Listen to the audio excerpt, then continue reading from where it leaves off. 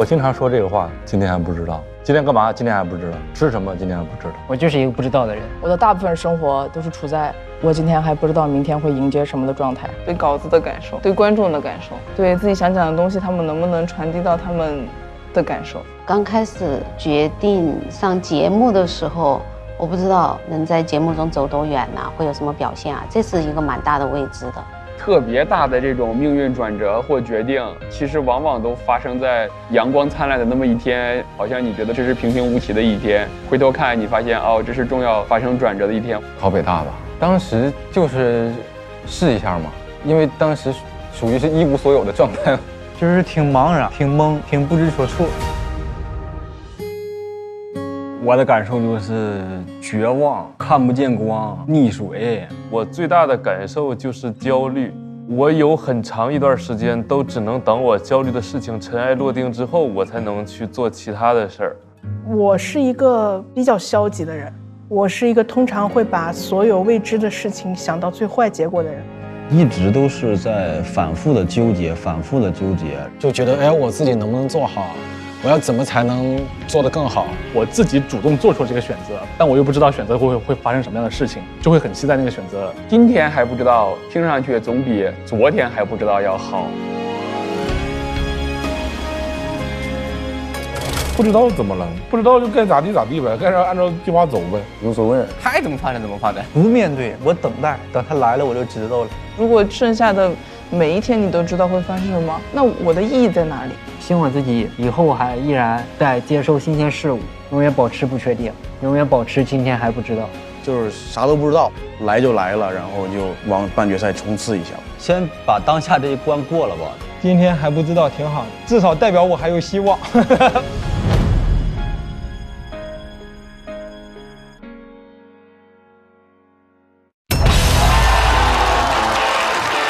有请主持人张绍刚。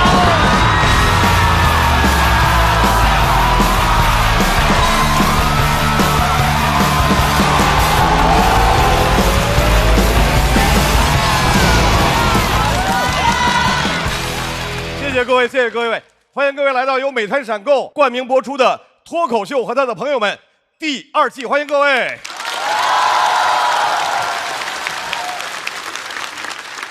刚才热场的导演专门要嘱咐一句，说一会儿张老师来的时候，你们稍微热情一下。我都不配拥有点热情了吗？现在我们已经到这个特别像要来的啊。我们现在已经到第4赛段了，大家也看到了，依然是我站在这里开场啊。没办法，年龄越大责任越大啊。有一些岁数大的不承担这样的事情啊。其实今年我们的节目是有变化的，但是校友团固定不变，一直是王牌阵容，是不是各位啊？非常好，大家配合的越来越默契。当然，我特别开心的是罗老师在，有了他，骂我的人明显减少。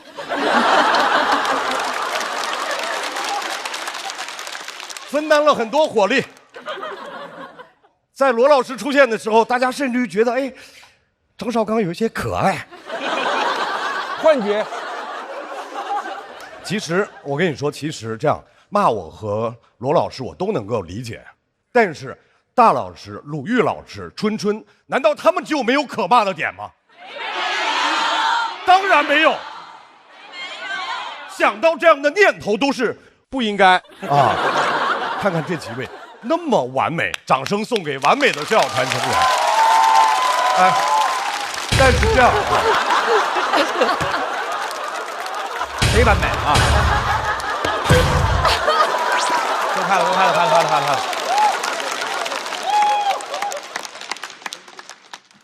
春春有点勉强是吧？拍的啊，但是我作为过来人，我真的要安慰罗老师几句，真的别往心里去。一切都交给时间，我们就在这儿踏踏实实等着。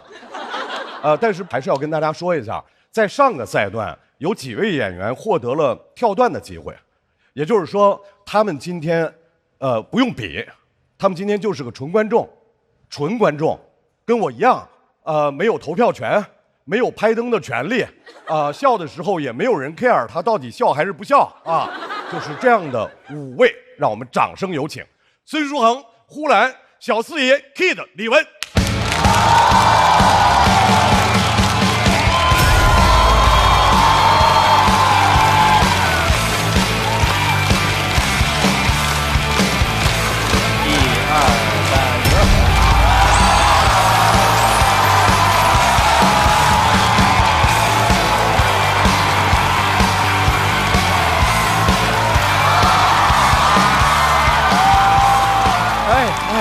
大家好，我们是跳段5人组，跳舞人。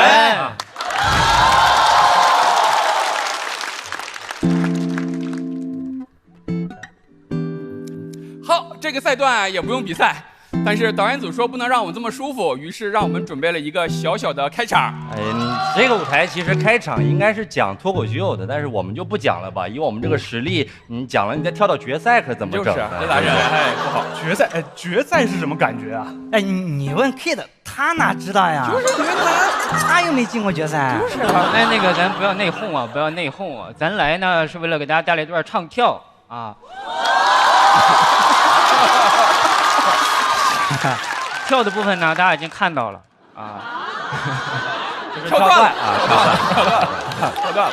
唱呢给大家带来一小段，改编自李宇春老师的歌曲。下个赛段见，好吧？春春老师，得罪了。观众朋友们，对不起。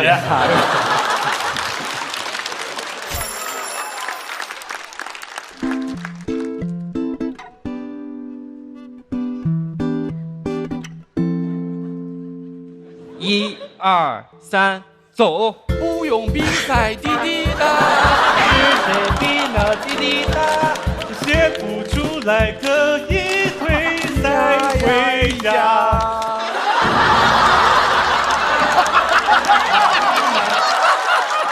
完蛋了！跳段就要这么丢人吗？啊！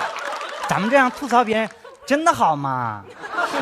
是好，是有点不大，不太好。那有啥呢？滴滴答，练起实力两手抓，赶紧上去坐沙发。完全不在拍子上。下个赛段再见啦！不好意思了，我拍的什么东西？太可怕了，这就是我没跳段的理由。我们这样真的好吗？没呀，哎呀，还有啊，朋友们别生气，对不对？都是节目效果啦，都是李文写的啦。下个赛段轻点打，轻点打，不要再打了，打不了了。轻点，不要上手吧。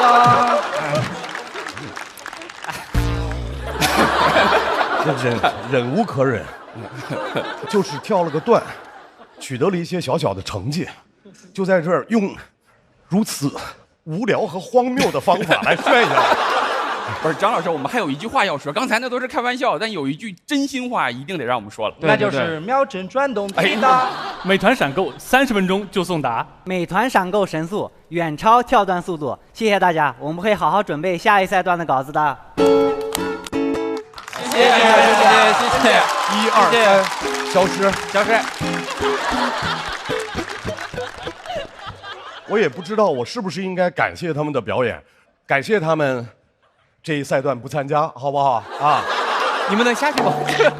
你们能不能下去？你们，我们好演的，你们能不能下去？太难听了，我好久没听过这么难听的歌了。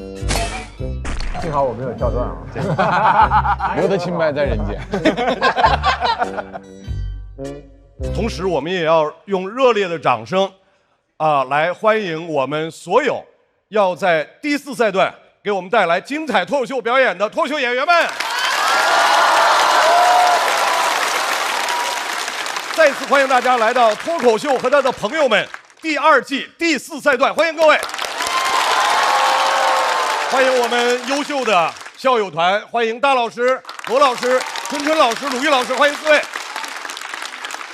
春春啊，就是刚才5位跳段 boy 带来的这个精彩的歌曲啊，那歌我不熟。没太听过。这是首什么歌呢？我觉得它是那个世界名曲《阳光彩虹小白马》，滴滴答滴滴答。我觉得刚才那个表演是完全没有必要啊，为什么呀？还有一个很重要的信息，鲁豫老师要和大家分享。哦，我们特别高兴，就是由这个节目有一个衍生节目，是我跟脱口秀的很多特别可爱的女演员们，我们做一档节目，采用脱口秀传统的喜闻乐见的谐音梗的方式，叫遇见他们。我们在一起会谈论一些大家共同感兴趣的人类话题，敬请关注。对，都是好消息，而且我们也要用热烈的掌声，仍然是欢迎我们的稳稳的替大家坐镇的编剧老师们，欢迎程璐、海源、娘娘。坐在他们上面的是来自全国各个脱口秀俱乐部的主理人朋友，欢迎各位。还有2楼有很多各行各业关注脱口秀的朋友，欢迎大家。各位，第4赛段的赛制，容我慢慢给大家介绍。第4赛段叫做临门一嘴赛，本赛段一共有22组演员进行表演。啦啦啦啦，屋子越来越宽敞。Hello， 哦，哎呀！穷门永存。谢谢。首先恭喜大家没有跳段啊，进入到了第4赛段啊。我是何广智，我是小四爷，我们是这不合适。什么东西？这真不合适，这不合适啊，这不合适啊，确实不合适啊。四爷已经跳段了，为什么还会出现在这里？你是要跟我们一块儿参赛是吧？这不合适啊，这个。我们还是先来看看本赛段的具体比赛。直接不回答这个问题，拒绝回答。请看大屏幕。根据前3赛段平均票数高低，本赛段参赛选手将分为 TOP 5区与挑战区。挑战区将通过抽球形成5组 PK 关系，每组组内票数最高的选手将现场抽球挑战 TOP 5区的选手，最终得票高的选手直接晋级，其余选手拉通榜。本轮晋级人数为13人，加上跳段的5位选手，共18位选手进入半决赛。好，接下来我们看看 TOP 5区的名单，他们按照排名分别是。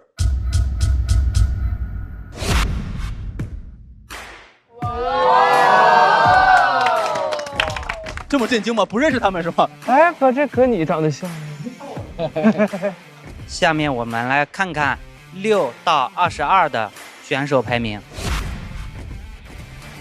有个问题想问问高寒，你跟小四爷，现在此情此景，人家已经跳段了，而你还挣扎在这个挑战区啊，你有什么想说的吗？什么感受吗？如果能进半决赛，你愿意再跟我打一场吗？我这话筒好使不？好尬呀，他俩好尬。行啊，接下来我们来了解一下挑战区的分组规则。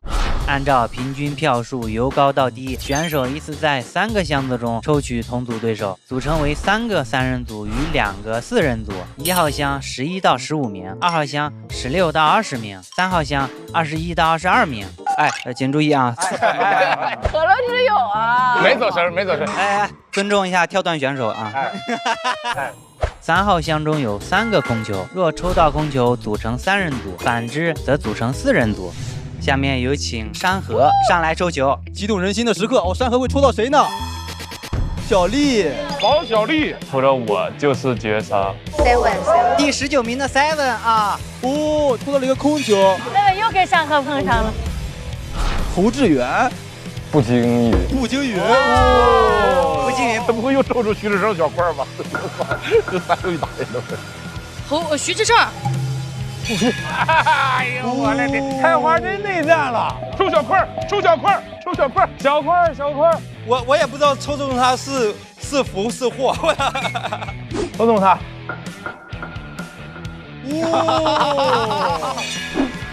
行，朋友们，我们赛场上见。所有的5组比赛结束之后，将由5位选手成为本赛段的 TOP 5，他们将获得来自微博的1000万级资源曝光的支持。目前该资源已经上线，大家可以在微博进行查看。感谢微博的大力支持。而下个赛段的半决赛一共有18个名额，除去晋级的5位和跳段的5位，最终待定区的朋友票数前8的选手才能够晋级半决赛。那么首先就要进行上半场的组内 PK， 一共有3个小组，这3个小组分别是 Seven 山河王小利一组，徐志胜侯志远步惊云一组，高寒雪冰瑞瑞季业一组。各位做好准备，同时下半场的其他2个小组也已经在备战区进行等待，跟大家打个招呼吧。现在第4赛段临门一嘴赛正式开始，第一组要上场的选手是 Seven 山河和王小利。首先，这位开场演员年纪轻轻，在上海打拼已经有年头了。今天他将分享自己非常特别的金钱观，掌声欢迎 Seven。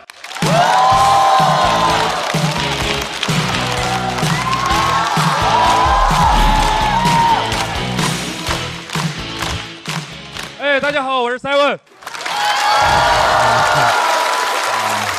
谢谢你们，谢谢你们。我这几年一直都在上海工作和生活，经常会跟不上别人的消费习惯。我上班的第1天，同事热情地邀请我一起点外卖，说一起吃个三明治。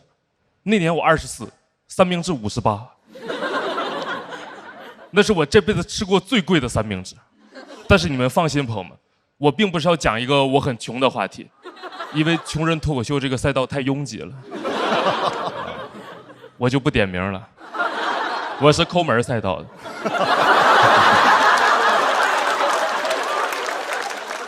我总觉得自己不配花钱享受。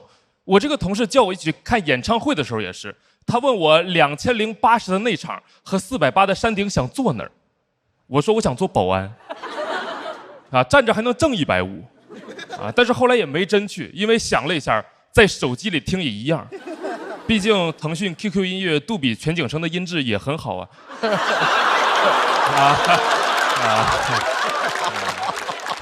你们听得出的，我想挣的比150更多一点。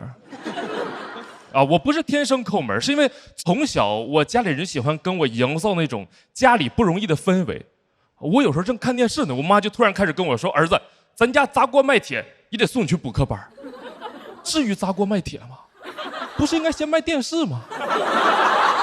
就我家没事就砸锅，我上篮球班我家砸锅，我上英语课我家砸锅，但是我家锅从来没少过。我说妈妈，咱家这是空气砸锅呀。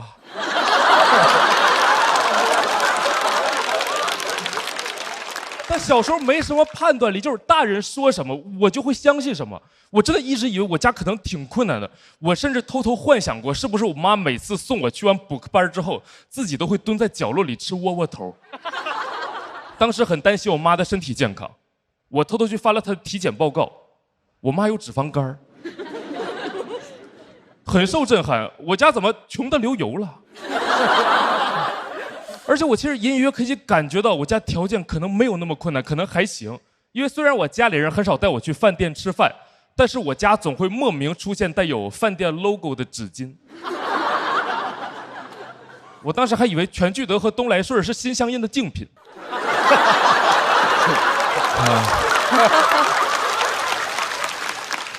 我问过我妈，妈妈家里为什么有这些饭店里的纸巾？我妈说是进去捡的。我也不明白她怎么吃出脂肪肝了还要骗我。她倒是也确实需要减脂。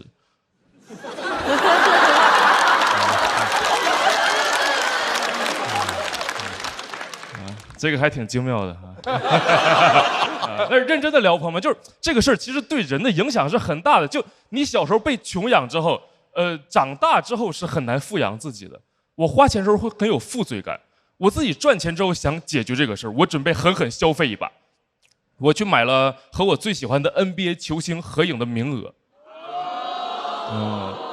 德里克·罗斯，有点过气了是吧？2800块钱，我以前从来没花过这种钱，因为这种球星的见面会一般也需要很多保安。刚买的一瞬间很开心，但是等着合影那几天，心里又开始想自己是不是不应该给自己花这么多钱。心里2个小人开始打架，小白人说太贵了，别去了；小黑人说一定要合影。啊，这里的黑和白不代表对和错，小白人代表着我的金钱观念，小黑人是德里克罗斯。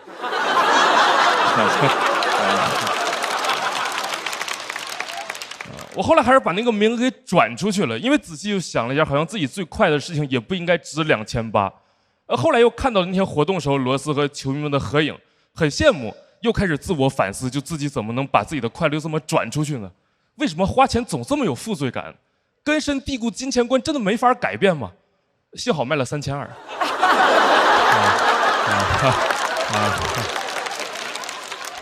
真的很困扰。我问了也买了那个合影名额的朋友，就是他为什么舍得花这个钱？他说他以前也舍不得，但是他现在有个很灵的办法。他说你可以把那个银行卡的扣款信息关了。我也没有想到他这个灵是掩耳盗铃，把银行卡的扣款信息关了，很小众的词汇，现在赚钱多不容易啊！我周围靠谱的朋友们都在那儿研究宏观经济学，研究微观经济学，他关了经济学。我一直在吐槽我朋友，但是他跟我说你也别光吐槽我啊，你也试一试。我试了，其实有点东西，负罪感真的消失了，存款也不见了。但是认真的说，我后来想了一下，我真的过得更快乐了，因为就把扣款信息关了这个方式，可以让你忘掉自己花掉了什么，而是更在意自己得到了什么，是不是还挺有哲理的？我就是这么劝我妈的。我说妈妈，你把扣款信息关了，你的人生会更快乐的。我妈说你是不是想盗刷我银行卡？咱家不用这样，儿子，你想要啥，妈砸锅卖铁都。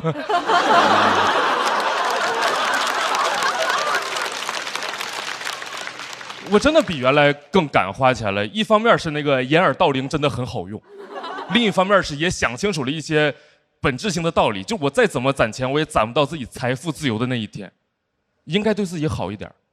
我又打开了外卖软件，准备给自己买那个58块钱的三明治。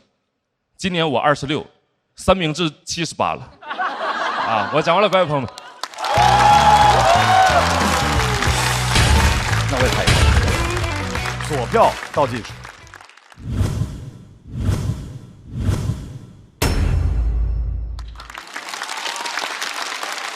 在第4赛段，为什么想到分享你的金钱观？就是总感觉自己不太会花钱，因为我平时就是上完班然后演出嘛，然后我就总在想自己啥时候就是去度个假啥的，然后每次一算那个钱，我就有点不想去。啊。我的消费观挺受我妈妈影响的，我认为跟 Steven 有点像。比如说我要买一把吉他的话，我会有他刚刚说的那个不适配感，我会觉得我技术没有匹配上这个吉他，所以我会那总得先有吉他才能练呀。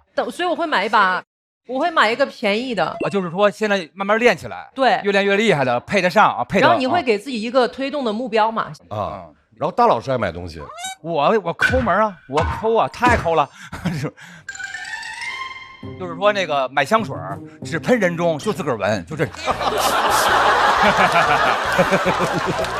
别人都不能闻，就喷人中这儿自个儿闻。这个巧妙。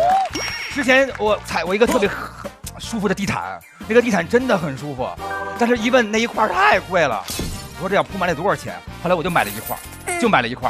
把那一块剪成一半，然后缝在袜子上，走哪儿都有地毯。反正就是特别想琢磨。对，取悦自己啊，纯取悦自己啊。但是呢，您花钱花在西服上，应该花了不少钱了吧？刚才您在那儿，我远处我眼睛有点花，我以为撒了一身酸奶呢啊。近处看哦是花儿。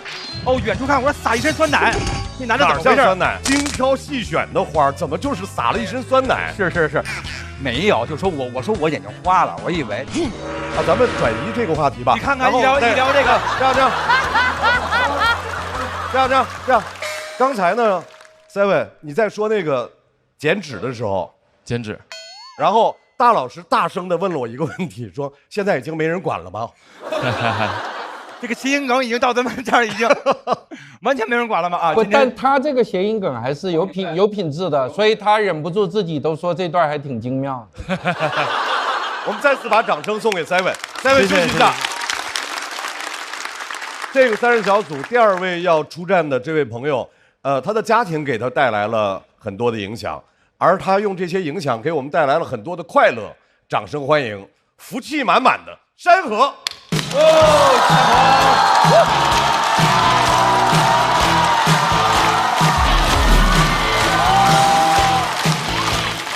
好，大家好，我是山河，你们好吗？好，感谢大家啊！其实今天呢，想跟大家聊聊我妈。我妈是标准的事业型女强人，她是做销售的，卖护肤品，很专业，从微信头像能看出来。红色西装，浓郁彩妆，双手抱胸，最强微商。哎，我妈每天都要发那种很励志的朋友圈，她每天要研究很久。今天早上发了一条，还挺好的，说既要注重内心修炼，也要懂得装饰门面，内在被人看好，外在被夸好看。哇，文本型微商，微商界的孟川。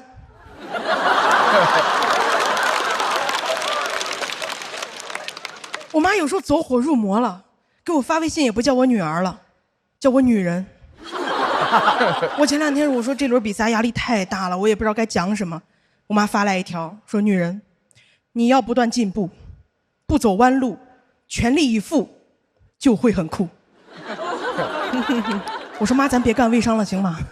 你去新说唱吧，比和阿曹强多了。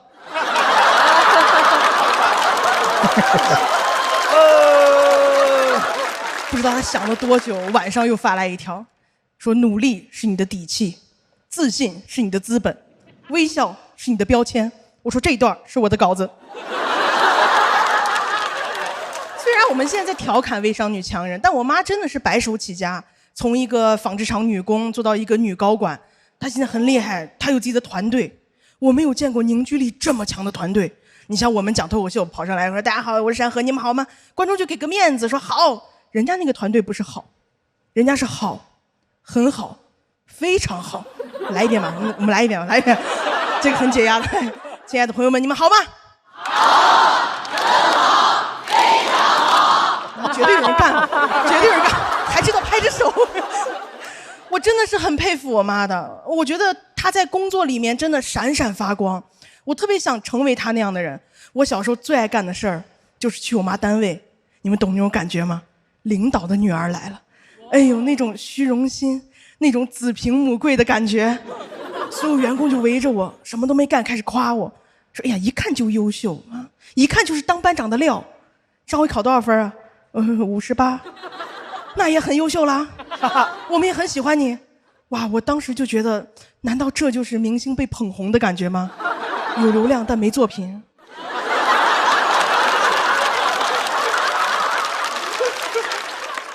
但我越长大越发现，好像工作里的我妈妈和家庭里的我妈妈不太一样。她前一秒朋友圈刚发完，说：“女人，你最大的靠山不是完美的婚姻，是挣钱的自己。”转头跟我说：“你爸心里绝对没有我了，不爱了。你现在给你爸打电话，你就说我病了起不来了，你让他回来看我。我很讨厌让我在中间传话，我每天过得跟《甄嬛传》的宫女儿一样。皇上齐嫔又梦魇了。”快回来瞧瞧，次数多了，我爸也不信了，回答跟皇上一模一样，也不痛快就找太医。其实后来我知道了，就是我妈就是想让我爸主动关心她、爱她，她不会表达自己的情感需求。我就说，那你直接说嘛，你把你工作上的气势拿出来，你每天揪着她耳朵，你说每天关心我好不好？她肯定说好，很好，非常好。但是我妈就算这么优秀了，我爸还是很传统，老在酒桌上抱怨。说你看我这腱鞘炎，都是做家务做的。我们家那口子娶回来，没给我洗过衣服做过饭。我说你这腱鞘炎不是打掼蛋打的吗？衣服不是洗衣机洗的吗？你地不是洗地机拖的吗？我爸不高兴了，说你稿子写完了吗？你上那个破节目你挣到钱了吗？我说然后呢？说呀，你继续说呀，你再多说2句我就挣到钱了呀。但更让人生气的是，我妈好像也觉得我爸说的对，她觉得她就是没有尽到做妻子的责任。那天过后，不管多累，都要给我们做饭。哎呦，拦都拦不住，那个饭做的呀，怎么说呢？那段时间我都瘦了，我特别想吃预制菜。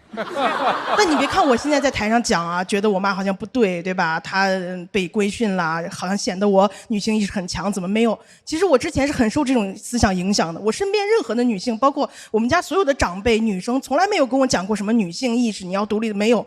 我原来是很相信我妈的，我妈说说的最多的一句话啊，她就说女人嘛啊，最厉害的就是在外面能挣钱，回家也能照顾家，外面是大女人，回家是小女人，女孩就是仙女棒，变大变小变漂亮。但自从我来了这个舞台，看到这些脱口秀女演员，我才知道好像女生不是那样的。我第一次见王大刀的时候，我没敢跟她说话，她不是仙女棒，她是金箍棒。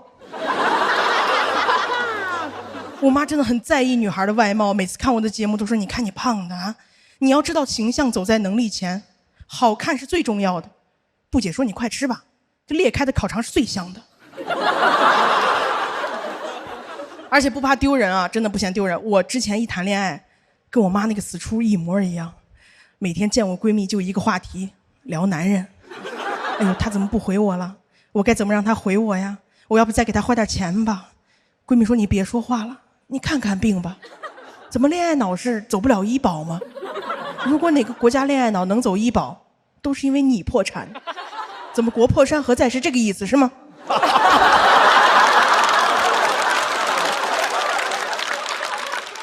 我很感谢他们啊，让我有一种归训未遂的感觉。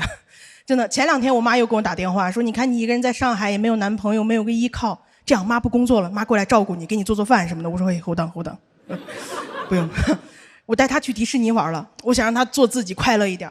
我没有想到我妈50多岁第一次坐过山车，一点都不害怕，在最高点2个手伸上去了。哇！我当时她那个背影给我4个字：大展宏图。我真的很替她开心。她下来也说：“哇，好久没有这么释放过了。”又突然跟我说：“哎呦，你不能学我，你这样找不到男朋友啊！你要装害怕，你要示弱啊！男人喜欢这样的。”我说：“如果一个男人不喜欢我，是因为我坐过山车不害怕的话，那我有点害怕这个男人了。”我妈又来那一套，说：“那女人就是这样吗？外面是大女人，回家是小女人，这才是完美的女人。”我说：“这一会儿大一会儿小，这哪是完美的女人？这是漫威的蚁人。”我妈说：“那我怎么办？那我就在家跟在外面一样吗？都当母老虎，孩子也不管了，家务也不干了啊，不顾家，光顾着挣钱。你觉得这样女人好吗？”我说：“好，很好，非常好。”谢谢大家，我是山河，谢谢你们。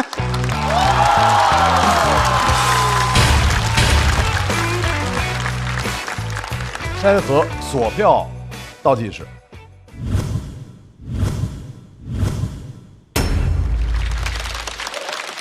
山河，你最初见到王大刀的时候，真的有点怕他是吗？对，因为他就是那个长头发，他到这儿，然后他每次会这样子看着你。他跟你猎豹式聊天啊？对，他就这么聊跟你。就是有一次那个是开放麦的时候，他可能讲的不是很好，大家还不认识他，然后下来我说：“我觉得你挺好的。”大刀说：“真的吗？”然后我就不敢说话了，然后他就潇洒离去，头发在我脸上划走了那种。我觉得他好飒，就是很少见到这样的女生。我好有意思呀！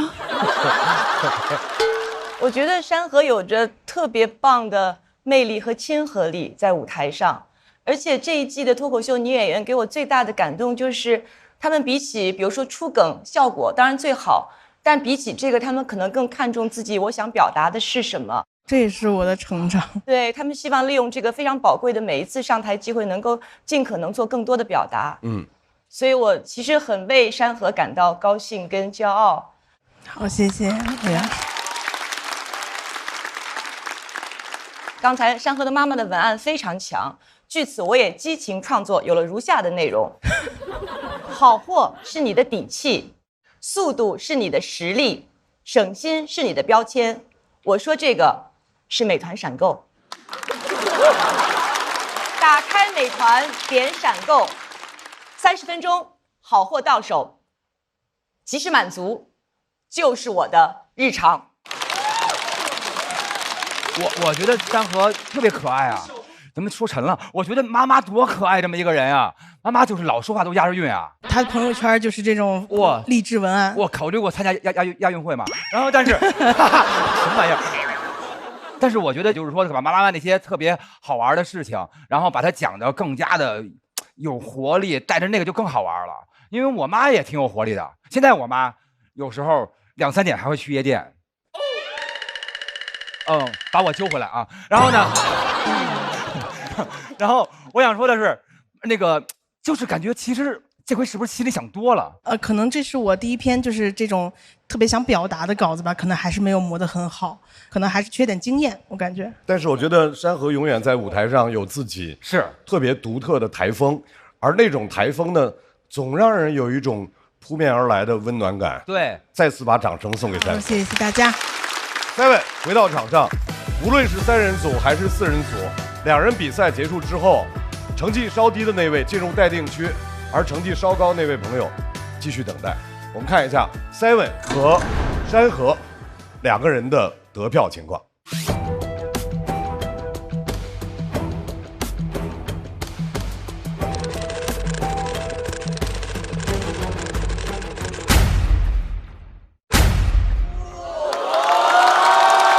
Seven 225，山河241，所以Seven要进入到待定区，山河等候区。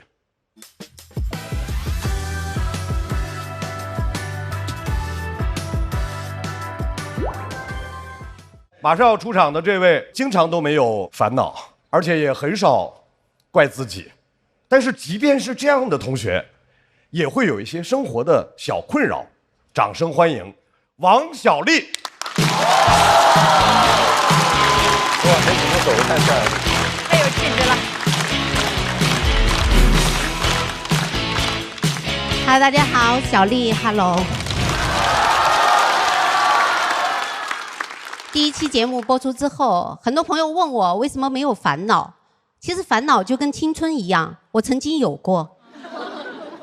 我现在已经不年轻了，但我身边有很多年轻的朋友。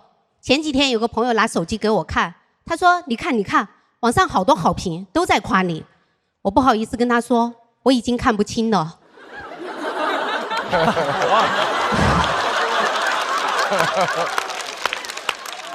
是的，我开始老花了，但这都还好。我最大的困扰就是我跟年轻的朋友出去，别人会误以为我是他妈。有一次我跟朋友逛街，过来一个发传单的跟我说：“阿姨，你女儿好漂亮啊。”我说：“啊，你刚刚是不是捅了我一刀？”还有一次跟朋友出去旅行，办入住的时候，前台说：“你跟你女儿住一间吗？”我说：“我不是她妈，我们都不是一个姓。”说完之后，我才发现我跟我妈也不是一个姓。那时候我才意识到，要证明我不是她妈真的很难。后来为了应对这种情况，我跟年轻的朋友出去，我都会刻意打扮一下。有一次我打扮得特别漂亮，跟朋友出去逛街买衣服，店员跟我朋友说：“哎，你妈还挺时髦。”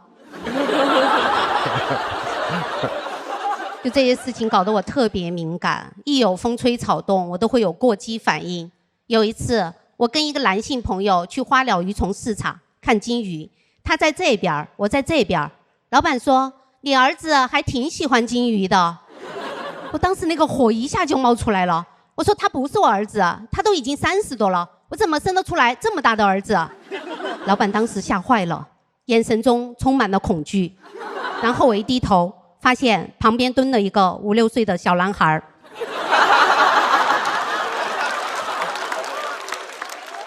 我一下清醒了，我刚刚是不是疯了？太尴尬了，我领着小男孩就走了。为什么呀？没有，开玩笑的，我是自己走的，都没叫我朋友。还有一次跟朋友坐地铁，有个小伙子起来给我让座，我说：“你为什么给我让座？你是不是以为我是他妈？”他说：“不是，我到了。”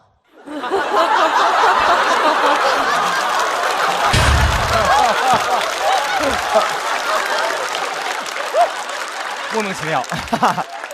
这些事情真的很困扰我，我甚至去咨询了医美。工作人员说我需要改善泪沟、法令纹、抬头纹、鱼尾纹、毛孔粗大、苹果肌下垂、脸垮。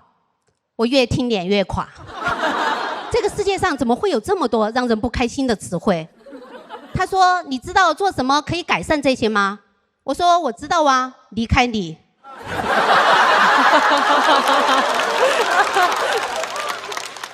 可能做医美真的有用，但我觉得做人不能光顾着自己，不考虑别人的感受。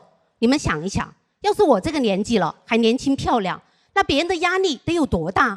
我真的是为了别人一直在坚持脸垮。我真的太伟大了。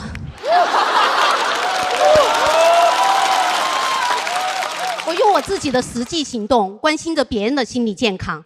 你们赞美那些好看的，你们也应该赞美我呀。你们看到好看的，你们说哇姐姐好有少女感，你们看到我就应该说哇姐姐好有责任感。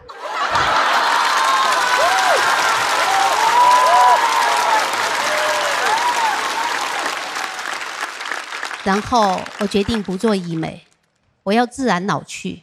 我希望别人一看到我就知道我不年轻了，知道我在这个世界上已经存在很长时间了。毕竟我出生的时候，香港还没有回归，苏联还没有解体，中国还没有医美。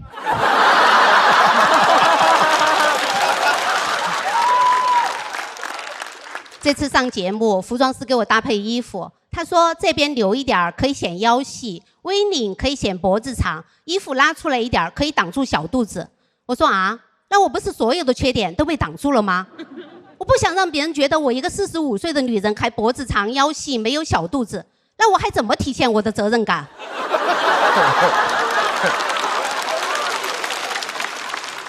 这样吧，脖子我可以妥协，但小肚子总得让我展示一下吧。这衣服是我上台前自己塞进去的。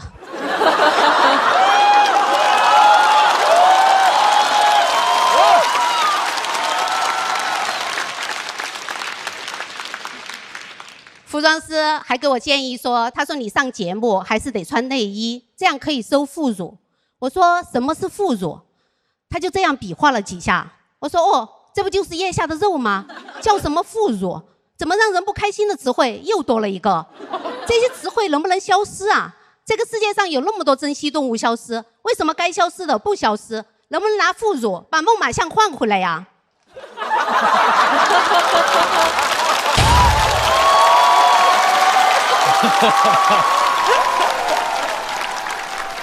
我前两天看节目卡段，发现自己好好看，好看到我都有点愧疚，我是不是没尽到责任啊？我年轻的时候没有泪沟、鱼尾纹、苹果肌下垂，但那个时候我却觉得自己不好看，直到前两天整理照片，我才发现我年轻的时候就是个美女。我当时怎么不知道呢？为什么人在最美的时候不知道自己美呢？有人说这个世界上没有丑女人，只有懒女人，这句话我不同意。我觉得这个世界上没有丑女人，只有反应慢的女人。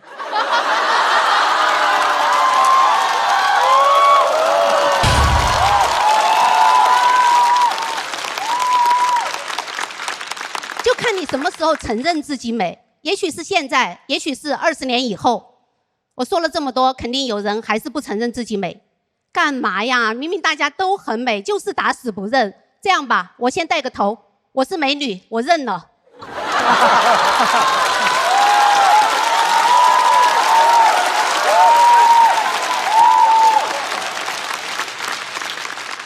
我也劝大家一句，放弃抵抗吧，早晚都得认，认了你就轻松了。再有人拿出什么超声炮、热玛吉、黄金微针这些刑具出来，你就说我是美女，我不需要。谢谢大家，我是小丽。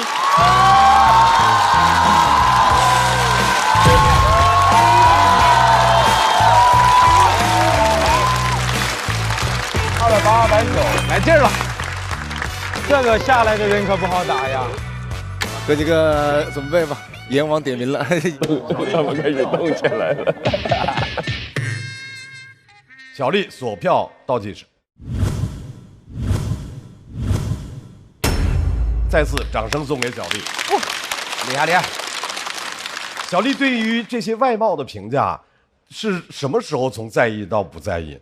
我觉得这个过程应该是从不在意到在意，再到不在意啊。因为小的时候没有人一生下来就说我要当最美婴儿，就是小的时候大家生下来都是哇哇哭，然后就是同龄的朋友可能在青春期的时候评价你的外貌呀，教你打扮呐，你就开始慢慢的在意。我觉得到不在意，一方面是我内心形成了一个很稳定和强大的自我价值。我就开始意识到，其实别人喜不喜欢我，关不关注我，其实对我这个价值没有任何影响。然后第二个那个转折就是发生在我去咨询医美的时候，就当时他给我拍了很多照片嘛，他让我看我哪些地方不对劲儿，有泪沟啊、鱼尾纹呐、抬头纹这些。我当时看的时候，我突然觉得这个鱼尾纹真的是我笑了好多次才形成的。它是时间具象化在我脸上的一个表现，然后我包括脸下垂，那也是地心引力加上时间一点一点在我脸上磨出来的，所以我一下就爱上了自己的那个样子，所以我觉得那还做什么医美啊？我觉得不是20年之后我发现自己美，而是20年之后我学会定义美了。哇，厉害！你说小丽这方面佩服到她的那种心里的想法，特别是因为很多时候我们老觉得是美好的事情要发生在我们身上，但是小丽是让美好的事情发生了，明白吗？是的，因为她这么看这个事情，这个事情才这么美好的。没错，哇，太棒了，小丽，哇！谢谢。春春是什么时候拍的？我是他在讲那个猛犸象那个，对，他是要把那那些不开心的词，让我们产生焦虑的那些医美的词，然后不如把猛犸象换回来吧。对啊，这个点的时候我拍的，因为我其实今天是无比赞同小丽姐讲的这一篇，就是崇尚自然的老去。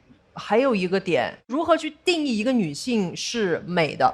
我觉得它主要是围绕着这个来讲。其实我之前也思考过这个问题。其实我觉得女性在不被定义的时候是最美的。对，他的作品了不起的地方是，他价值观特别正，每一场有严肃的表达，但是都是融到了作品里。没错，所以你听到的不是说一个演讲中间插了几个梗，而是很好玩的脱口秀作品，但是里边有隐藏不露的那些表达，对，非常了不起，有非常大的主题，非常了不起。谢谢罗老师。我听了以后太有共鸣了。我拍的点是小丽说没有丑女人，只有反应慢的女人。我简直是我的嘴替，因为她说出了我一个长久以来的一个感受，就是我翻我10年、20年、30年以前照片，我觉得我当时好可爱呀。我发现我永远都和我自己真实的那个样子活在不同的时区里面。我不仅是个反应慢的女人，我是个有时差的女人。我希望我们所有的人都不要做有时差的人，我们要永远和自己真实的样子活在同一个时区里面。这是小丽带给我最大的感受，所以我特别喜欢小丽。在我心目当中，有大概5个人可能都是最后脱口秀大王，有一座奖杯一定是属于你的。谢谢罗宇老师，谢谢。真的是心灵世界太美好了，哇，太棒了！再次把热烈的掌声送给小丽的同时，我们要请山河回到现场。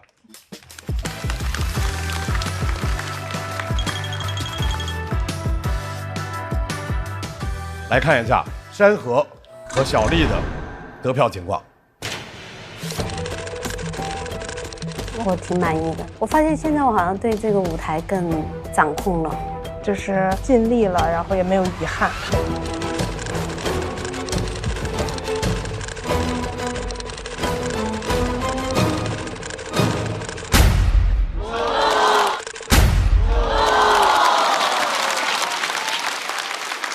哎呦，这么高啊！我天，非常高了。小丽姐，她突破了我对喜剧的一些固定认知。我觉得她那一个点，比炸一场力量还强，就一下打到你，就是那一个观点性的东西真的很重要。小丽这一篇稿子读稿的时候，我跟鸟鸟听她读完之后，叹了一口气，怎么写的这么好？就是鸟鸟是大家认为一个文本之神的人，然后小丽说，我也想知道你为什么写的那么好。我觉得小丽姐就是直抒胸臆，就是你第一眼看上去这个东西是这样，她就这样说，她就好像一种流派的画家一样，就是他不做任何多余的处理。山河要进入到待定区。小丽，你现在有挑选的权利，你需要在目前的 TOP 5的5个人当中进行挑选，你要用盲选的方式来抽出他们当中的幸运者，看谁来和王小利对阵。怎么给人一种这么怂的感觉？你能不能怂？我确实怂。来，小丽随时开始抽。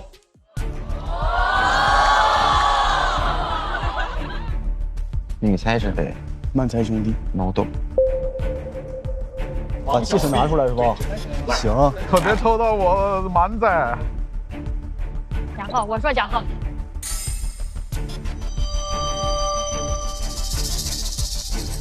很好，非常好。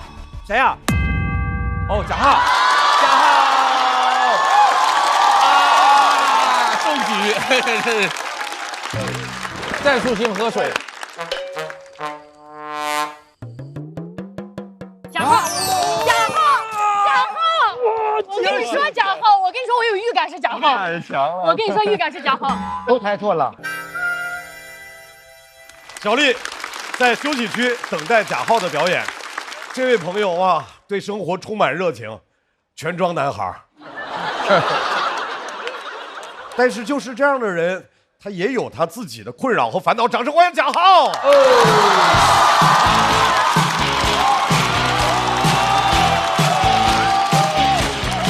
！Hello， 1楼、2楼的朋友，大家好，我是贾浩，欢迎大家，欢迎大家，欢迎大家，欢迎大家。如果看过我演出的观众可能知道，我在舞台上还挺蹦蹦跳跳的哈，但其实我生活里边是一个没有那么自信，比较容易觉得羞耻的人。这个赛段很激烈，我豁出去了，我想跟大家分享很多我的羞耻时刻，可以吗？可不可以吗？可以。比方说，我很长一段时间会因为我的口音羞耻，因为有一个朋友说，你说一句四川话就把奢侈品喊出了路边摊的感觉，我当时就说了一句，我想买个香奈儿。对不起，毁了大家心目中这个品牌啊！所有观众晚上睡前都会飘过来一句香奈儿。我也会因为我自己脸上很多痣感到羞耻，从小就很羞耻，我脸上痣特别多，一共14颗。又脏又乱，都没有长在好看的地方。有多乱？我小时候曾经试图一笔把它们连起来，是一个 biang biang 面的 biang 字。最早嘴角有个很大的肉痣，开刀取掉的。我从小很自卑，我从来拍照都是这个样子的。我就想挡一下，我想挡一下。我们班主任觉得这个小孩3年级这种油腻了啊，没有，我就想挡一下啊。所以我后来看到一个男生如果拍照是这个样子的，我就知道他的人中肯定不干净。这个梗还挺傻的啊，2楼快看一下啊。我是前年去泰国旅游的时候，顺带把脸上的痣给取了。回国恢复好以后，我马上请那个最好的发小吃饭。大家能够理解我的那种凶心吗？对吧？我希望哥们儿一见我就是哇哦，贾浩，我完全没有想到你举完之后哇哦，吃了1个多小时，他完全没有看出来。我取了14颗痣啊，给我急的。我说你离我坐近一点，你仔细看看我。我贾浩，我一直把你当兄弟。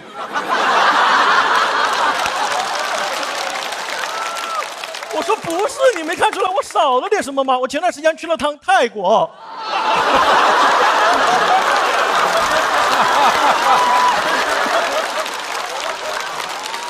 我取痣去了，羞耻。我之前去学个爵士舞，我也觉得很羞耻，因为这帮演员朋友知道我要去学跳舞，他们要组团去看。他们看我跳完说我跳舞掉针。又夸我的，又夸我的，又夸我的，说我跳舞像小佳。我说你闭嘴吧，小佳。后来才发现学爵士舞其实挺费钱的，买舞蹈课花了50，买他们手里拍的视频花了300。羞耻！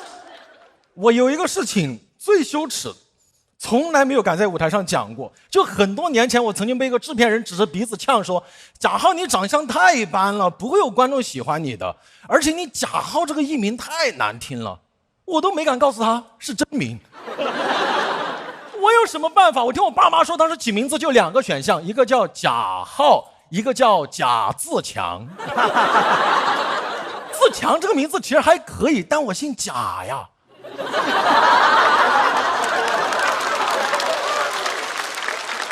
哎，贾自强，你不如叫我真堕落啊！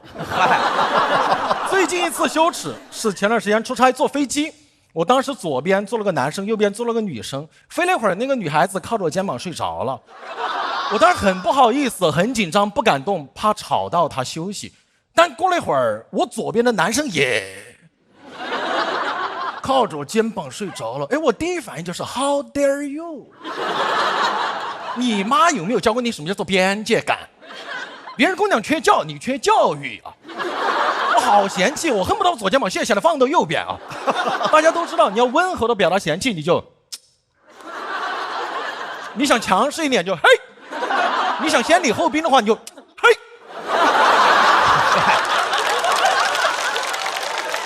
那哥们儿没有反应，我就没有再教他，我轻轻挪了一下我的肩膀，他就醒了，因为我学过爵士舞嘛。来，2楼的朋友，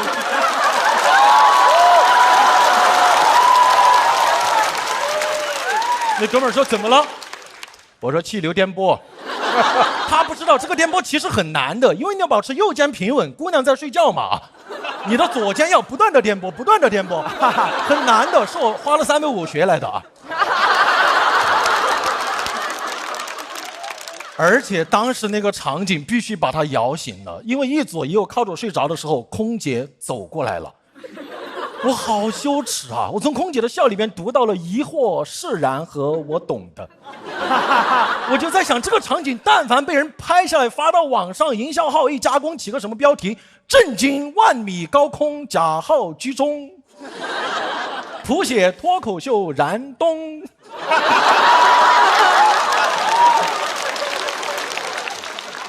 关键这个男的我不认识他，为什么靠着我睡着了？除非这个男的是周杰伦。哎，如果杰伦靠着我左肩膀睡着了，我会冲着右边的姑娘，嘿。周杰伦坐旁边你都睡得着，但如果右边坐的是刘亦菲，我会把杰伦摇醒，来唱个可爱女人。本来这个段子到这里，但之前有个演员专门告诉我说，浩哥你这个段子有逻辑漏洞，有没有可能周杰伦和刘亦菲只坐头等舱啊？给我气的，我有没有可能我坐的也是头等舱啊？他都没有冒犯的意思，头等舱没有3个人。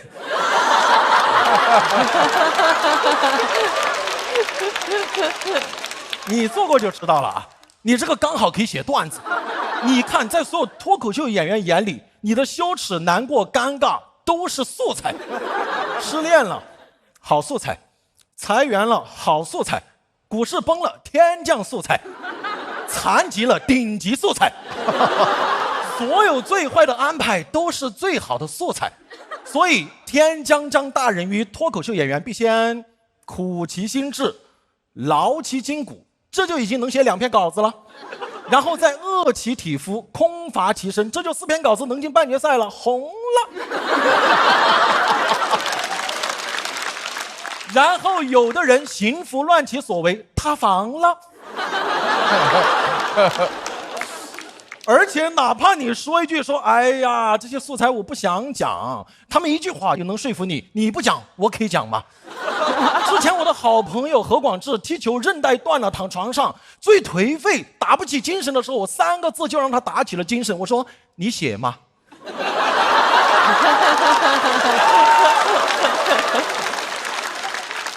他当时就站起来了，他3个字也让我打起了精神，他说贾自强。所以你看这些羞耻说出来大家笑一笑，我们心里的羞耻也会消解很多，好像翻篇啊。所以我讲脱口秀8年了，我觉得没有什么羞耻是脱口秀不能去回应的。如果时光可以倒流，让我有机会再回去看到那个制片人，他再对我说贾浩你这个长相太一般了，我会说那你是没见过其他人。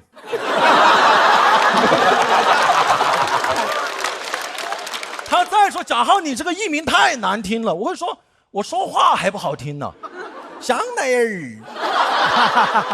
他再说没有观众会喜欢你的，我会说会有的吧。谢谢大家，我是贾浩，谢谢。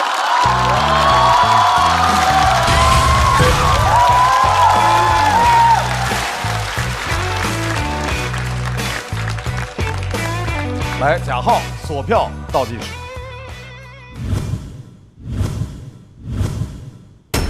再次掌声送给贾浩。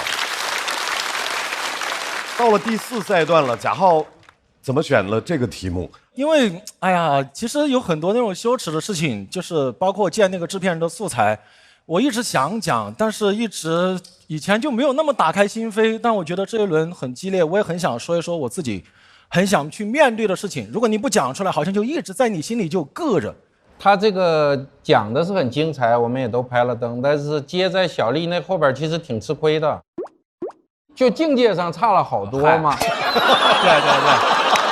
我公平了，就是以前我也是长我包，就是脸上确实有那个，就是青春期我包觉得自个儿特别丑，然后就是也你说那太对了，就是老跟聊天是这么捂着，然后而且好几个点，然后就感觉自个儿特别丑，说我丑，他说你丑啥？我说我丑你咋地啊？然后呢，但是重点是在于。确实是有这个，就是那个心里过不去。对，说出来我感觉哇塞，我跟人说这干嘛？我犯不上说这个呀。是，关键是我娶了真的回家朋友，他们都不觉得你脸上以前有痣，那个让我是最难受的。原来以前你的在意只是自己在意，别人没有那么在意你脸上的那些东西。以前这里那个肉痣是开刀取的，缝了6针，所以那个痣是很大的。就这样别人都没看出来，我就觉得啊，那我以前在自卑些什么？所以他讲这个羞耻，其实是讲出来之后对自己的一种和解或者是解放。真的是的，贾浩，你那个舞能跳一下，是不是？因为听了这么久，我一直想知道是这件事，这什么舞啊？我真的不好意思，但那种羞耻感不是伴随着一些罪恶的快乐吗？对，没有，完全没有，我真的会睡不着觉的，不对。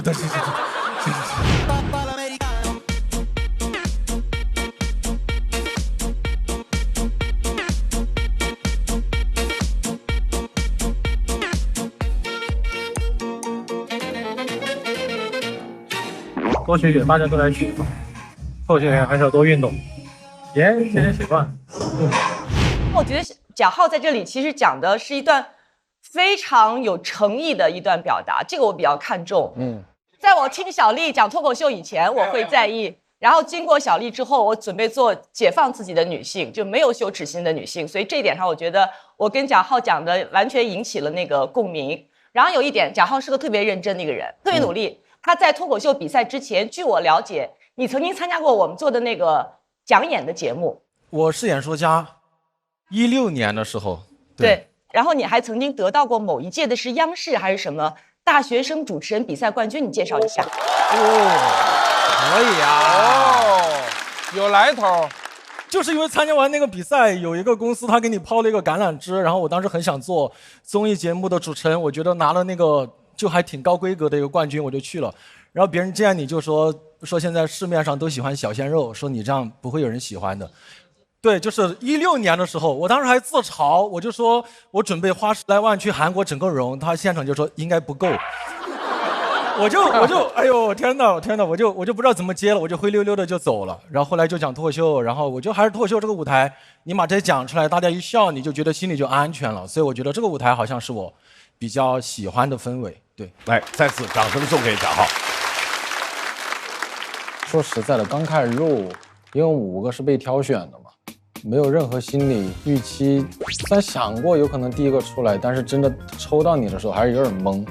感觉有点懵就下来了，再加上小丽姐前面那段，就她那个力量感好强啊，就接那个气。我觉得在她身上能看到人类的悲欢，或许是有一点点相通的。他那么细腻的一个人，他虽然身为一个男生，他也内耗、不自信、不自洽，但是他非常勇敢的把这些全都用笑话的方式说了出来。他真的是一个集内心的柔软与勇敢为一体的人。我们要把小丽请回现场，我们看看是攻类的成功还是守类的成功。小丽283票，我们来看一下，贾浩获得的票数是。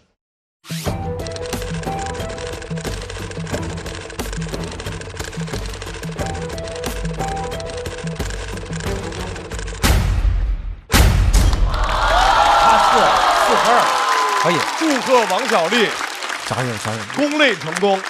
王小利也成为了顺利进入到半决赛的脱口秀演员。哇，厉害厉害厉害！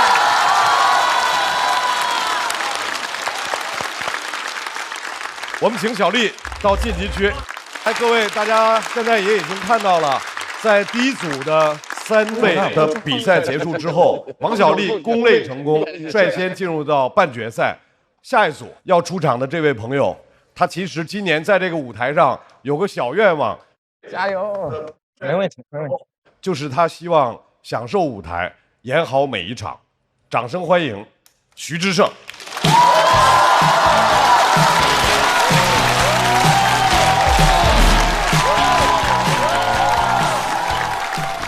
大家好，我是志胜。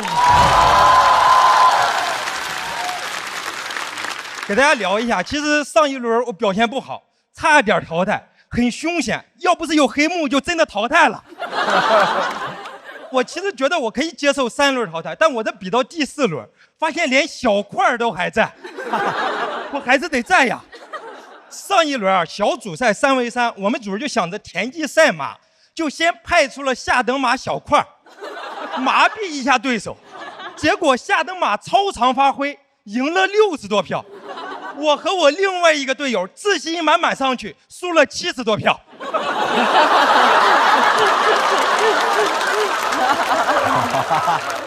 都怪小块激怒了对手。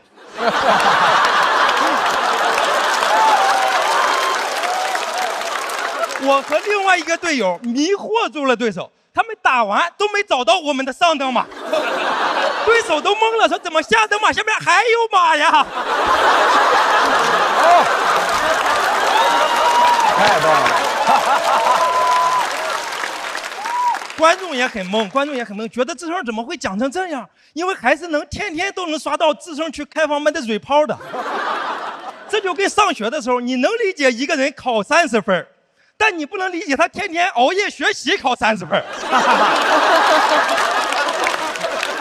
那些嘴炮的观众们也都很善良，但是字里行间你也知道他是啥意思。就嘴炮下边还有人问说志胜好不好笑呀？观众说志胜站在那儿就很好笑了。还有人追问说那段子了，说哎呀看见志胜就够了。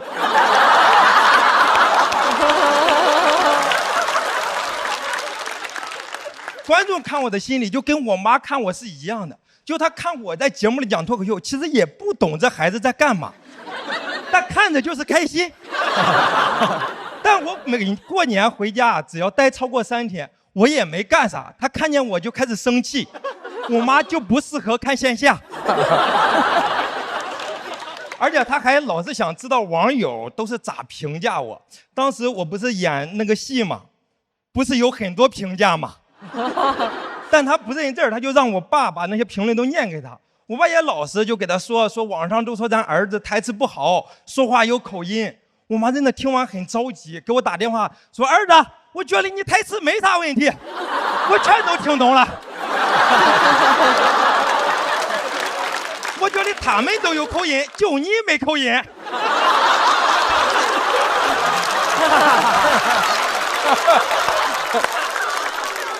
我能这么快乐，真的是因为我有个不内耗的妈妈。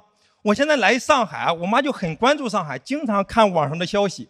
她也不知道真假，跟我说听说在上海得天天喝咖啡才能落户。跟我说这落户也太难了，啥人能天天喝到咖啡？我说打工人。因为我妈就觉得咖啡是一个很珍贵的东西。小时候我家亲戚给我家送了一罐咖啡，我妈那平时都不舍得给我喝，那都是我感冒的时候才给我喝，效果特别好，病是一点没好，但人可精神了。医生当时还说生病了就得多休息，我是一宿一宿的睡不着觉呀。我现在也不喝咖啡，我还给我妈开玩笑，我说这都是原生家庭造成的。我妈听完这想了半天，说啥叫原生家庭呀？我还得给她解释，我说就是家庭会给孩子造成一些伤害啥的。我妈就急眼了，说我生你还生错了呗？我说不是，你是养我的时候没养好。他说那没养好，你咋长那么大的？我说妈，刚刚这个就叫原生家庭。真的，一般聊原生家庭都说上一辈有问题嘛。我妈说你不是上一辈有问题，你是上一辈子有问题。你投胎没投好，你赖谁呀？我都急了，我说我这不是原生家庭的问题，是原生阎王有问题呀。原生阎王什么东西？而且我妈也不管这些什么新鲜词儿，什么哀人、艺人、农人、蛋人，在我妈眼里，在地里干活的就是哀人，骂骂咧咧干活的那就是艺人。农人、蛋人在我妈那里也很好区分，下地里种的就是农人，去鸡窝里掏的就是蛋人。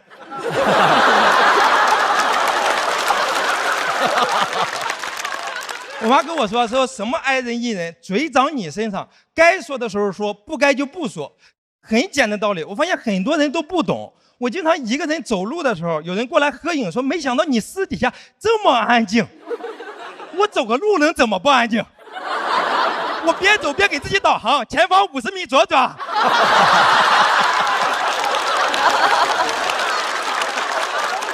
我觉得那些觉得艺人就该时时刻刻活跃的，就该学我妈，要么学英语。学过英语就会知道，艺有时候可以不发音。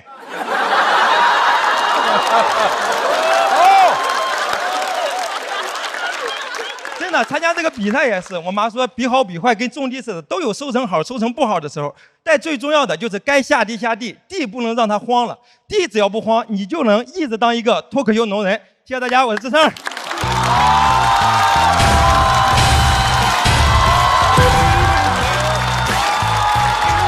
等起来了，等起来了。制胜索票倒计时，再次掌声送给制胜。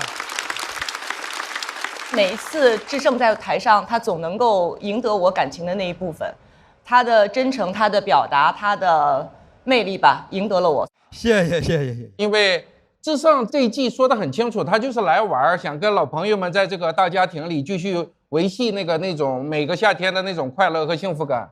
虽然还没有磨到那种他最高的那个状态，但是作品很走心，有几个梗是很精妙的，显然是创作的时候非常用心才能写，也可能是被那些下等马逼出来的。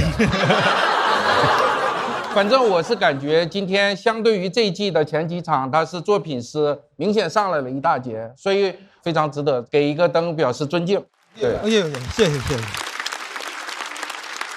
我今天其实看得挺开心的。他说那个导航那个，我也特别开心。然后之前其实我看了志胜的开放麦的那个内容，其实我当时有点着急了。我当时还通过节目组，我还说，对，赶紧给他加油啊！你不能放弃啊，志胜，我都还在这个拼命的证明我自己是好笑的，你不能放弃，所以就给他加油。而且今天听说的是跟妈妈怎么了？就是跟妈妈要那个交流的时候有一点没有，我其实跟我妈关系特别好。我写这个也是因为我妈有很多事儿激励到了我，就比如说这次比赛就是。其实这一轮就是一直像罗老师说的，一直表现不好嘛。我没这么说，没有表现不好啊，我暗示了这个。你很含蓄的表达了一下，但我听得特别清楚。飞刀直接扎过去啊！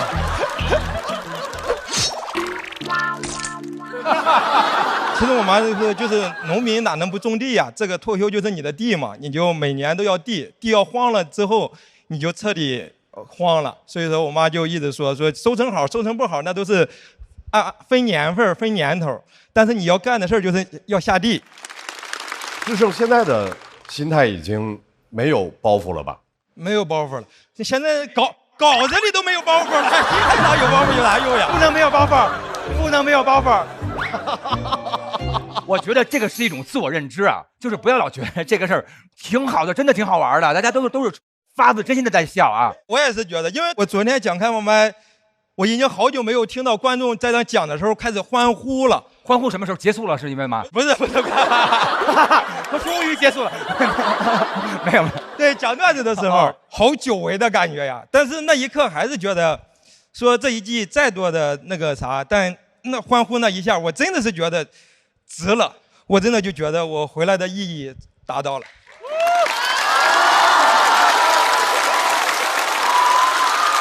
谢谢观众。好。智胜休息。对。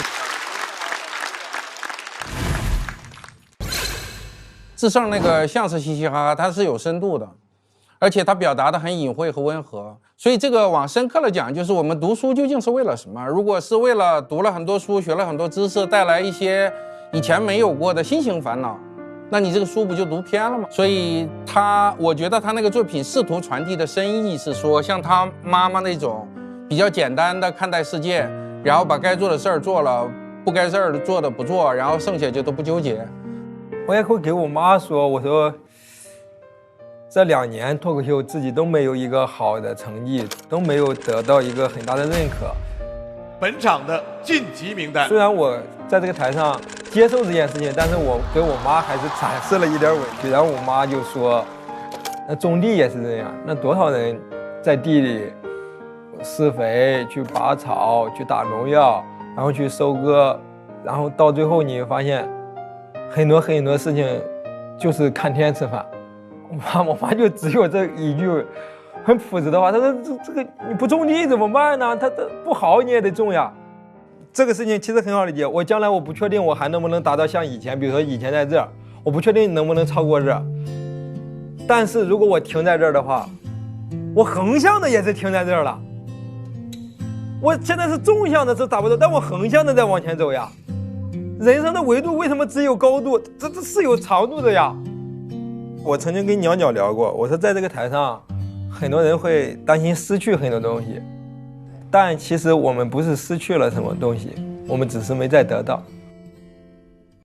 下面这位朋友，聊过好多职场的事儿，什么外包啊、群面啊，在职考研究生啊，是，好像职场给了他很多的困扰，但是其实除了职场也有困扰。掌声欢迎侯志远。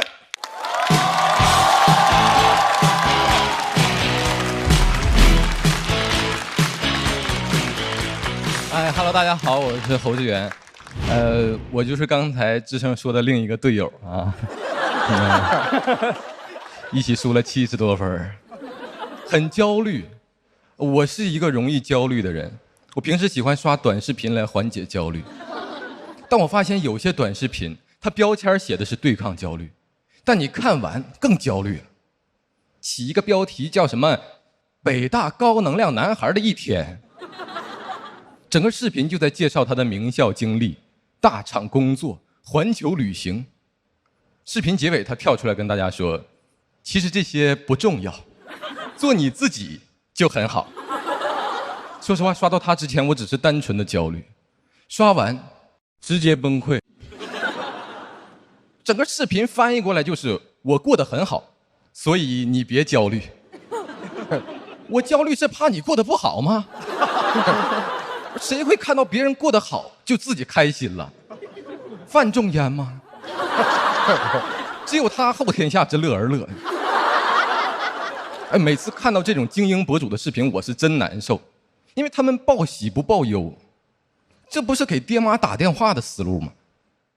咱也没到那层关系。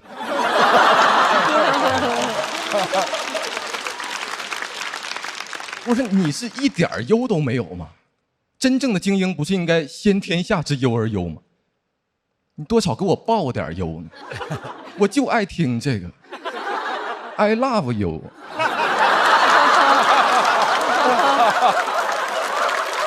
关键我一直点击不感兴趣，选择原因是内容引起不适。平台还是给我推，感觉这是他们新出的功能，叫猜你膈应。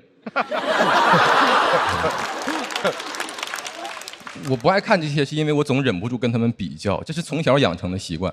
我爸妈小时候就一直让我跟别人家小孩比，最常说的一句话就是看看人家。我中考失利了，看看人家；高考失利了，看看人家。直到我考研去了北大。谢谢。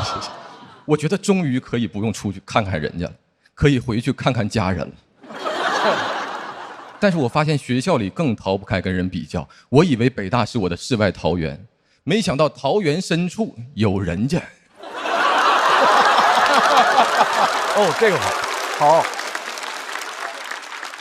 我在我的本科复兴矿业学院啊，就算是一个聪明的人，跟北大的同学一比，算是一个聪明的猴。我缺的都不是文化，是进化。北大有些课程是全英文授课的，跟不上。我能听懂一点，但不会说；我能接收信息，但传递不了信息。我的英文水平有很强的保密性，就感觉我是老师的好闺蜜，无论她告诉我什么，我都不会说出去啊。哎，有的时候听都听不懂了，但也不好意思问啊。当然我也不会问啊，我只能四处观望，想找另一个猴。突然跟我同桌眼神对上，我都要感动哭了。我赶紧过去问他，我说这讲的啥呀？他说对呀，这讲的不是学过了吗？我决定换一批同学，比上不足，咱就比下有余。我决定去蹭大一本科生的课程，不是很顺利，属于降维被打击。我去听的是大一的计算机基础课，那个大一的教室里坐的都是各省的高考状元和我。我们分别来自光华管理学院、信息科技学院和复兴矿业学院。你就在这样的环境里，老师讲的第一个知识点，居然是电脑的开关机，给我听懵了。我说这不是网管的技术吗？老师的解释很感人，他说因为有很多孩子是从山里考上来的，这堂课有可能是他们人生中第一次接触电脑。既然我们叫计算机基础课，就要从基础讲起。给我听的鸡皮疙瘩都起来了，太震撼了。我没想到北大状元不过如此。听完我就决定逃课，走之前还跟我同桌说，我说这讲的不是学过了吗？这讲的。连续逃了好几节课啊，因为鼠标我也会用，打字也很熟练。一直到了期中我才去听第2节课，已经讲到人工智能了。这是什么学习速度啊？开学刚走出大山，半个学期走进硅谷了。我感觉一堂课下来，我们班已经完成了社会分工，他们负责智能，我负责人工。毕业我就去当网管，因为我就学过开关机。学不过，我想那我就比玩啊！我有兴趣爱好，我爱爬山，我曾经登上过第1高峰啊，阜新第1高峰啊，叫乌兰木图山，海拔831米。咨询报名北大的登山社团，说现在报名可以参与寒假活动，攀登可可赛级门峰，海拔6178米。我强装镇定问我说有缆车吗？我没想到社团活动我也跟不上，我不死心，又问了一下明年的寒假活动是登珠峰。我说按这个强度，你们后年是不是要登月？这怎么不从基础开始教了？你不考虑山里来的孩子了吗？他们老家的山难道叫喜马拉雅山？我那天晚上做了一个噩梦，我梦到他们开始全英文登山。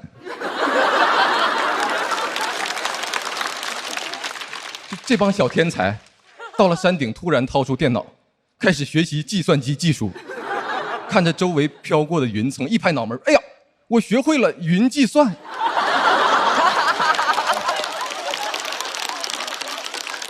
精神已经不太正常了，能看出来。因为我学不明白，也玩不过，感觉心里很受挫。我就打电话预约校医院的心理咨询，老师跟我说心理咨询要排到2个月以后了，因为现在大一入学的新生差不多都得抑郁症了。我真是服了，怎么得抑郁症的速度也比我快啊？这是真精英啊！先天下之忧而忧了 ，I hate 忧。读研期间处处受挫，没有任何存在感。我从学校带走的只有毕业证、学位证和抑郁症。找工作也不顺利，朋友劝我做自媒体，说我好歹有个学历。我说我这个状态能给人家分享啥呀？他说你得包装啊，谁知道你实际啥样？你先发个帖子试试呗，标题就叫那个北大高能量男孩的一天。我不想欺骗自己，我说比不过就比不过吧，焦虑就焦虑吧，因为其实这些不重要，做我自己就很好。讲到这儿，谢谢大家。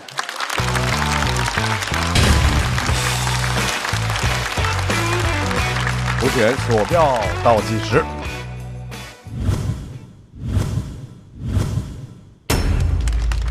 谢谢。大老师没有拍，哎，原因是没有拍啊，就这对，我就觉得他前面很多包袱还是很精妙的，就是说，我觉得演员上台了，信念感是非常重要的一件事儿。我往往不拍都是因为自个儿的信念垮了，信念感很重要。对，其实我觉得刚开始还挺好的，前半段非常精彩，它有很多小点我很喜欢，I love you， 然后那个猜你膈应，对，这新写的稿子吗？对，就感觉像是一轮一轮磨稿子，然后前半段已经很精致了，然后到后边还没弄完就到比赛的日期了。我的感觉啊，不一定对，对，明白。所以就很遗憾吧，说实话。如果你全程都不好的话，我还轻松一点，对，因为前边非常精彩。其实从设计上还不如倒过来，就前边不怎么样，大家听的啊有点这样，后来突然精妙起来了，可能就拍灯了。不是自个儿什么感觉？你感觉刚才演的时候？会挺紧张，对，有点紧。我想给志源打打气。其实我是中间就想拍，但的确因为现场当时气氛有点沉，我找不到拍的那个口，所以我最后毫不犹豫给你拍了。谢谢罗毅老师。志源，你这段其实非常好，文本是很好的，你一定要有这样的自信。有时候，因为我们只是线下此刻大概有200多个观众，可是我们不是只给线下我们这些人演，你未来会面对2次传播的时候，会有线上1000万以上的观众，还有它在线上，我觉得一定效果会是好的。还有就你的很多的表述，它都是非常好的表达。谢谢罗毅老师。所以有些时候，如果线下某一场的好与不好，它其实真的不能够决定这个段子是不是垮掉还是顶。所以它有时候就会有一些巧或者不巧，但内心那个定力一定要有。好的，所以我当时毫不犹豫的给你拍了灯。谢谢罗毅老师，谢谢。其实侯志远讲的这个有普遍性，就是这种焦虑，各种各样的信息，就是那看短视频那种，然后本来你想解忧，结果他更给你添堵啊。现在心态会好很多了。对，其实找到适合自己的表达，找到自己最擅长的内容，是所有的脱口秀演员一定都会要面对的一个过程和问题。我们再次把掌声送给侯志远，谢谢。同时，智胜回到舞台。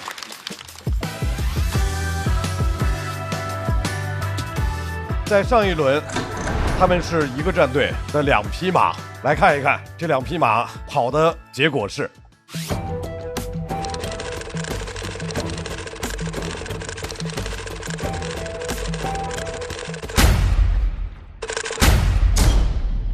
谢谢。智胜265，要继续等待，而侯志远要进入到待定区。侯志远203票，我的天哪！我从没想过他会拿这个票数，但是作为一个今天只拿了225票的人，看见侯志远演得不好的话，可以说是心里受到了一些小小的安慰吧。值得嘲讽，值得嘲讽。我就是预期是2轮嘛，储备也是2轮嘛，过程中确实锻炼出来写稿速度了。然后之前我写一个怎么也得1个月，现在这个就1周2周这种。然后我觉得我已经尽力了，对，但确实还是得练，就是这个感觉。这组的第3位演员，老朋友了，大家都非常熟悉了，掌声欢迎步惊云。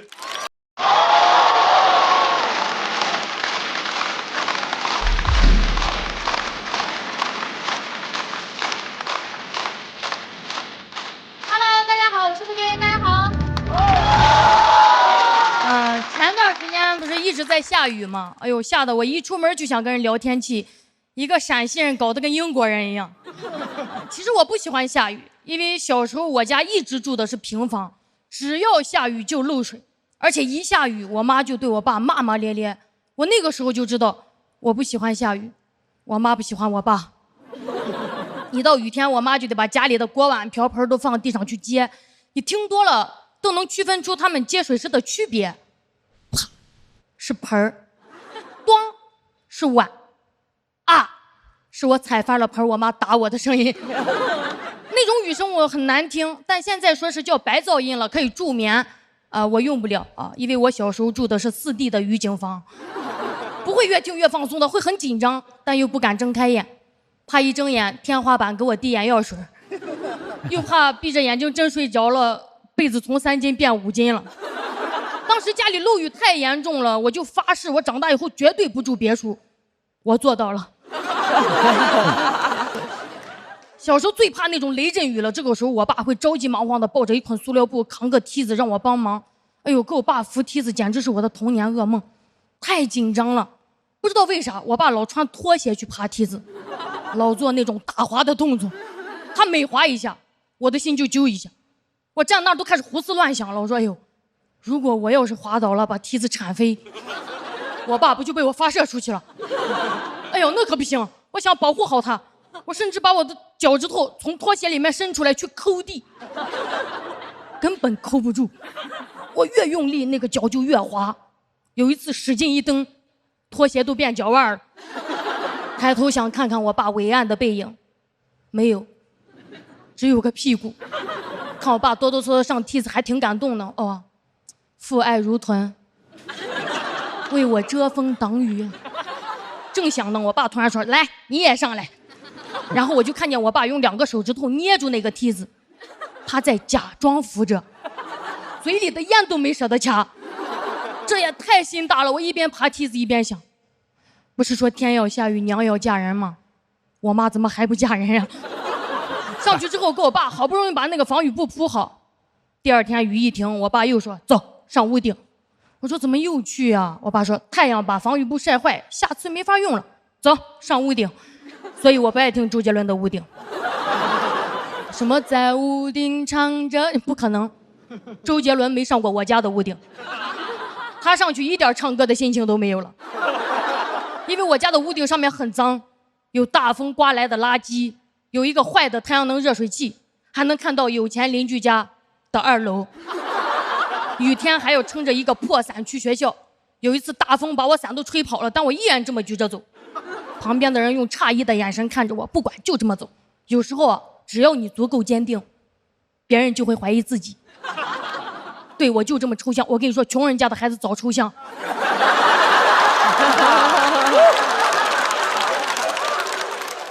到了教室，书包都湿透了，把作业本掏出来，纸都粘成一坨了，打不开，很绝望。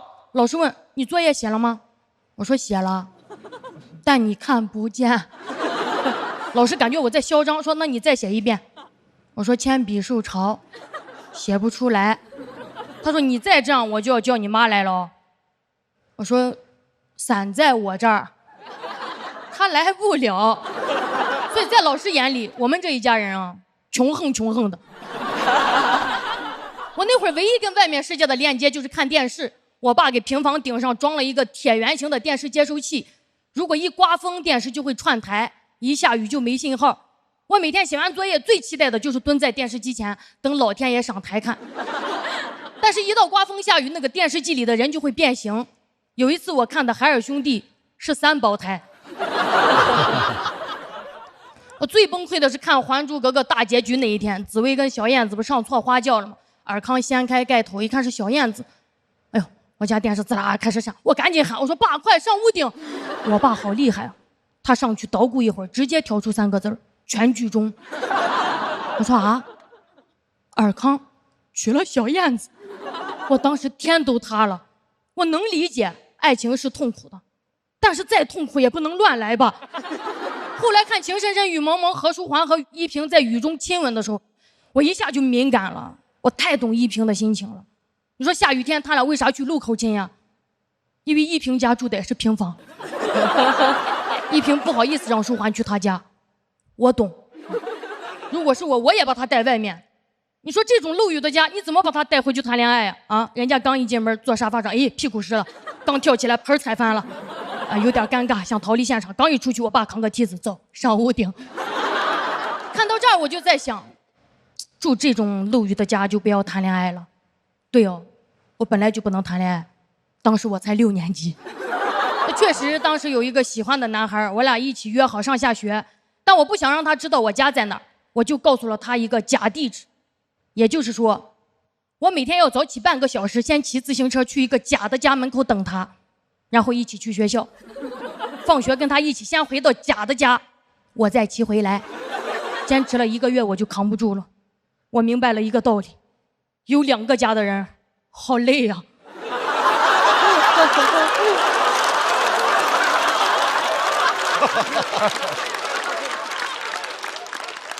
有一次下雨在家很烦，我就说，哎呦，讨厌死雨了，我希望永远都不要下雨。我爸听见噌站起来教育我，胡说，春雨贵如油，多少农民等这场雨呢，你懂不懂啊？我说春雨有多贵，拿盆接满可以给我换个新电视吗？我爸说你再顶嘴我就把电视机关了啊！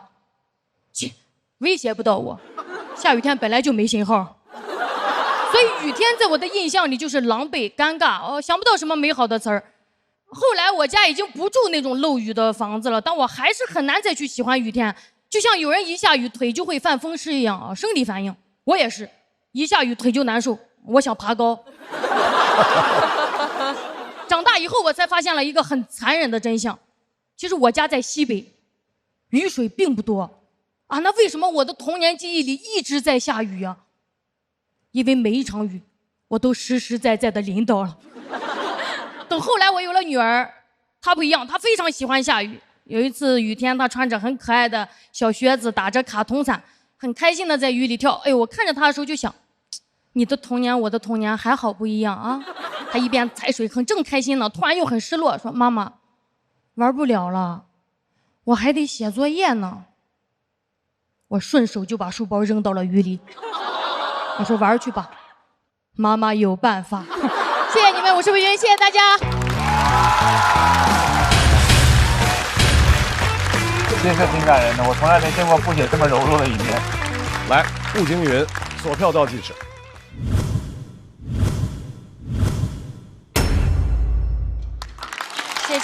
谢谢。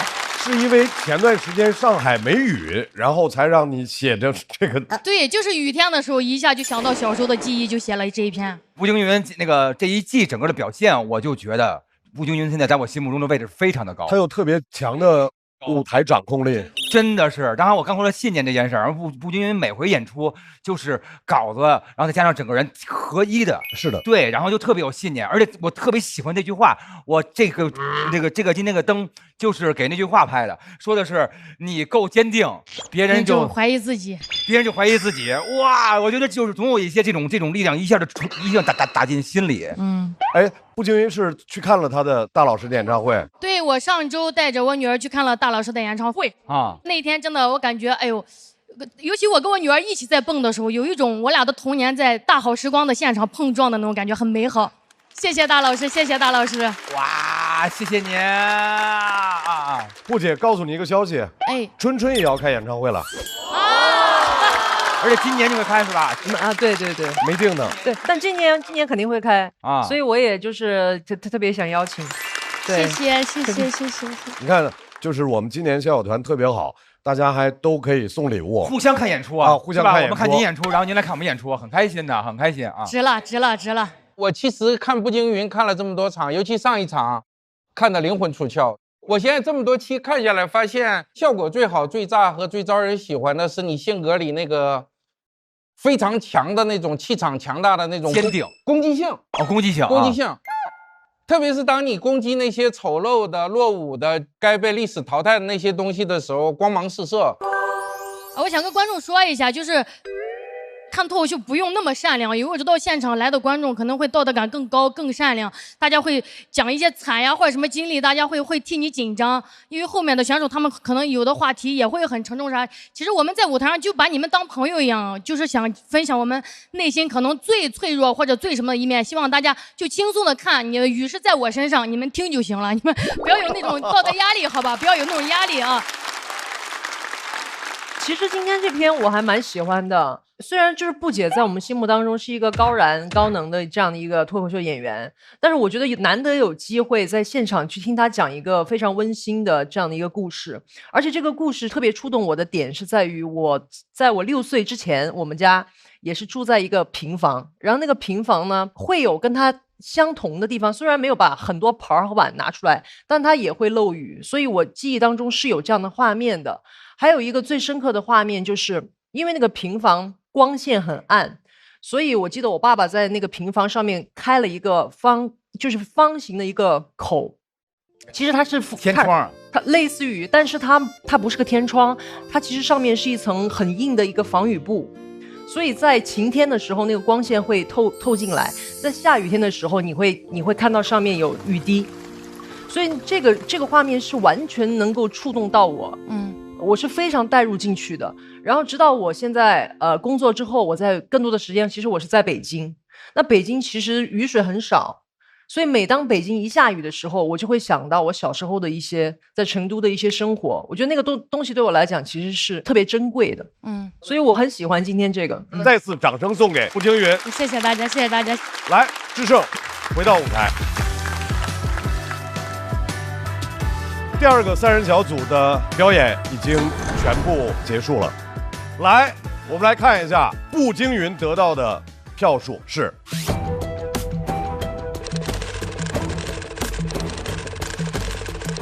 203个吗？步惊云要回到待定区。我先上去。好嘞，等我。我能想象布姐野性的一面，但我很难想象布姐这么脆弱的一面。我觉得布姐她所讲的故事都是很掏心窝子的，而且非常真实。就是我听完，我是会更了解布姐的成长背景。然后也更明白他走到今天这样养活他的家庭，然后把他小孩养得很好。其实他也是经历了很多很多的艰难的。这是我听过布姐最柔软的一篇了，我从来没有见过她，这么柔软的一面。平常给人的形象太强了，这一篇讲这个，我觉得作为观众我是有被触动到，见到了不一样的她。展现温柔的那一面嘛，就不一样嘛。因为人本来就有很多面，喜剧演员需要在这个舞台上把自己的每一面慢慢的展开。反正布姐的那个专场非常好，她可能不巡演了，但是私底下的经历还是要带到。对，我就这么抽象。我跟你说，穷人家的孩子早抽象。你管别人怎么看，向死而生，活到发疯吧。终于明白为什么老板都爱发火了，4个字：无能狂怒。你知道一个女孩最重要的是什么吗？活着，活着呀，活着。我成为他的粉丝是从去年开始的，他开挂了，很激动，就是整个段子让我热血沸腾的。没想到短短的1年，在原来脱胎换骨的那层台阶上，又上了3、4个台阶。他永远能够用他的表演来表达出来一种对外界的洒脱。就你一直在蜕变，你长成了这么美好的样子，我觉得太为你感到高兴了。能够有此刻的这种震撼，我觉得感谢你的演出，也感谢生命能带我来这个地方看到你的演出，谢谢你。好了，散会，我是步惊云。徐志胜要抽取自己的对手了。徐志胜将面对的是漫才兄弟何广智、孟川和毛豆。就这么跟你说吧，我都打不过。来，徐志胜开始抽。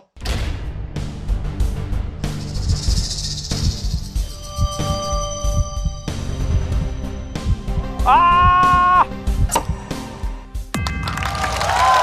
川哥，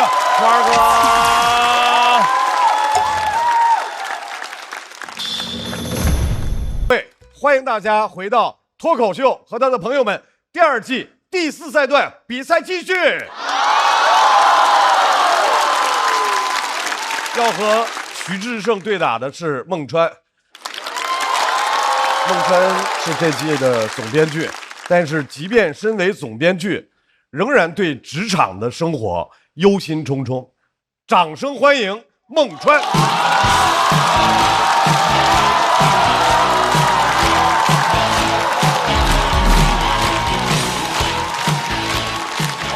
大家好，我是孟川。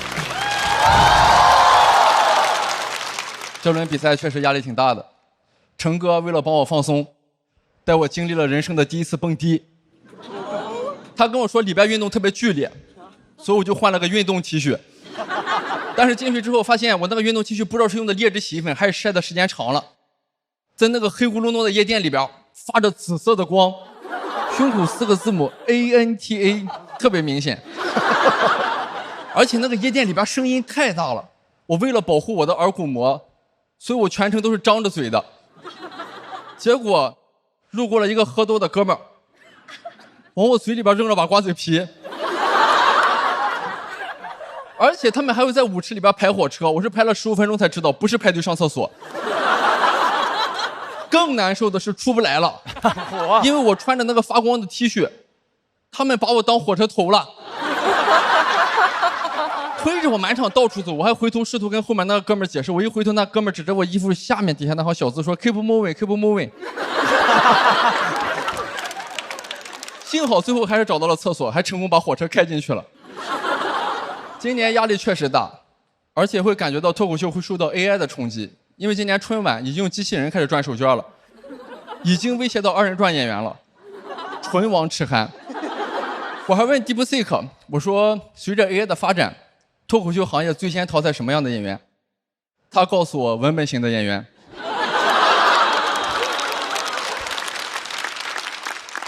更恐怖的是，我问他最喜欢的电影，他告诉我是《终结者》。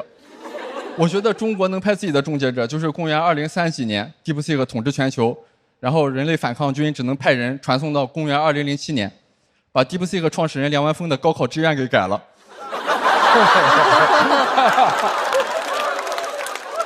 我现在其实能做的也有限，我现在就是把节目里边所有观众笑不出来的段子，都喂给 DeepSeek。我告诉他这些很好笑，我污染他的训练数据。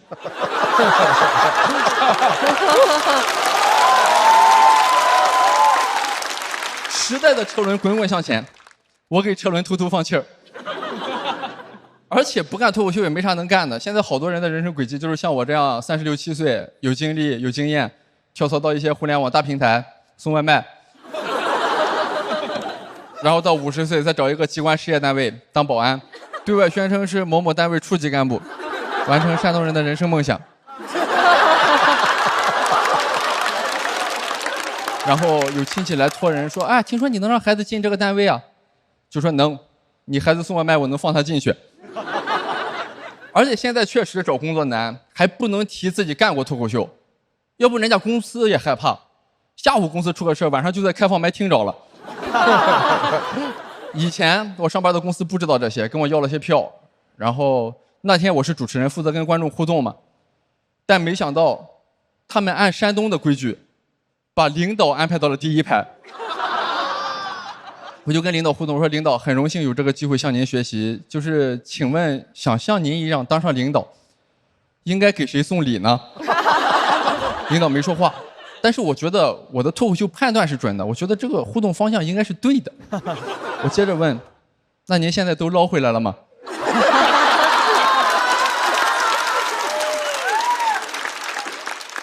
我让领导知道了什么叫互动技巧，领导让我知道什么叫主动离职。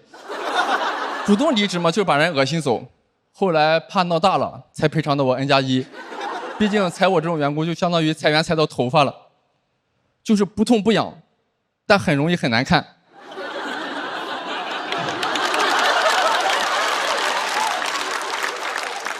但是还是要感谢一下上一个公司，确实也学到了很多。我也是从写周报开始，才算接触虚构文学的。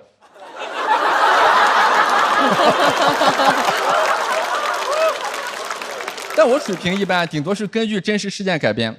我们经理会写科幻，听经理汇报，你觉得啊，我们的未来是这个样子呀？我们经理刘慈欣，而且过周报也得开个会，各种会太多了，行政会议、销售会议，简称行会受会。经常快下班了说开会，我都纳闷了，是什么让领导一下班了就想到开会？是不是傍晚看见窗外的鸟儿回巢了？一会儿排成个开字，一会儿排成个会字，而且开个会人都齐了，前10分钟再找那个投影仪的遥控器，我都能体会到老师那种生气，就是你一个人耽误大家10分钟。而且我们开会的精髓就在会那个字的写法上，就是上面一个人，底下一个云，所以我们人云亦云。开会好多都是废话，云半天都是白云。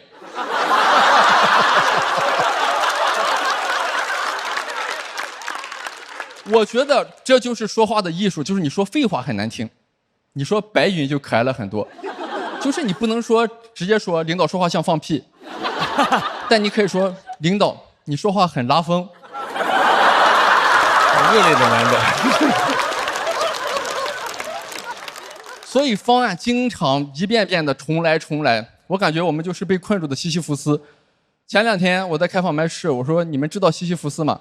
有哥们说知道，书店。而且方案失败的原因嘛，就是房间里的大象，大家也不能说，因为是大象叫我们来开会的。老板想融资，想用我们这条草船借鉴，但是投资人聪明，他聪明的跟曹冲似的，他很容易用这条草船称出了房间里的大象几斤几两。但这些跟我们员工没关系，我们不想称象，我们只想抽象。领导非常生气，说这个年纪怎么能追求安逸呢？舒服是留给死人的。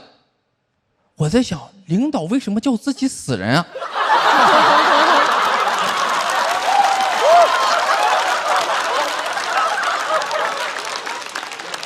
我就赶紧过去，我说领导怎么能这么说自己？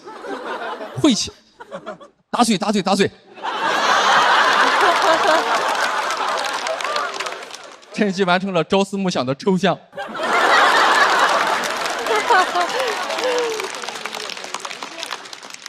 而且一直开会就会产生历史级的灾难后果。我感觉皇帝的新衣就是皇帝穿傻，已经推了好多版的方案了，又熬到后半夜了，大臣们实在熬不住了。皇帝还在光着等下一身衣裳呢，大臣们说啊，这个好看。然后第2天小孩说，可是他什么都没穿呀。然后博主开启了精选评论。谢谢大家，我们穿。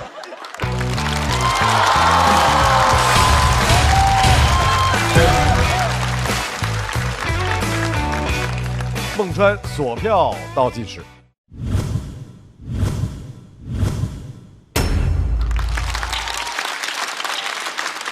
我很想听一听，带他去迪厅的程璐老师啊。对，怎么想起来的？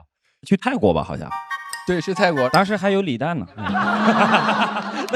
你是李诞把衣服给你的，是不是？因为是李诞没带裤衩，我正好带了好几个裤衩。我有个练拳击的裤衩，那个裤衩上面写着全力以赴，那个拳还是拳击的拳，一个大谐音梗。然后那个裤衩正常穿是没事的，因为我很少晚上出去。结果一蹦迪的时候，发现那个裤衩就是亮的。当时他是整个夜店里最拉风的仔啊。对。我觉得不是他最好状态吧，但是因为他水平太高，有一些写的甚至像炫技一样，就是文本能力太强了，所以反正我觉得他差的时候，我基本上也会拍灯。但是今天介于我说不好，说话怎么这么难听啊？对，反正很喜欢，这是实话。哎，您会在公司开会的时候会说难听的话吗？想想开会的时候，他们不让我说话。孟川老师就是向来是非常优秀的，每回他这个梗找的都特别邪门，然后又特别阴暗，这叫谐音梗，明白吗？再次掌声送给孟川。来，徐志胜回到台上。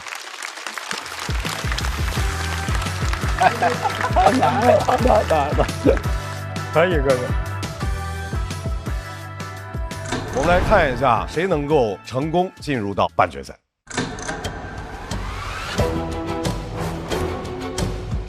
6分以内。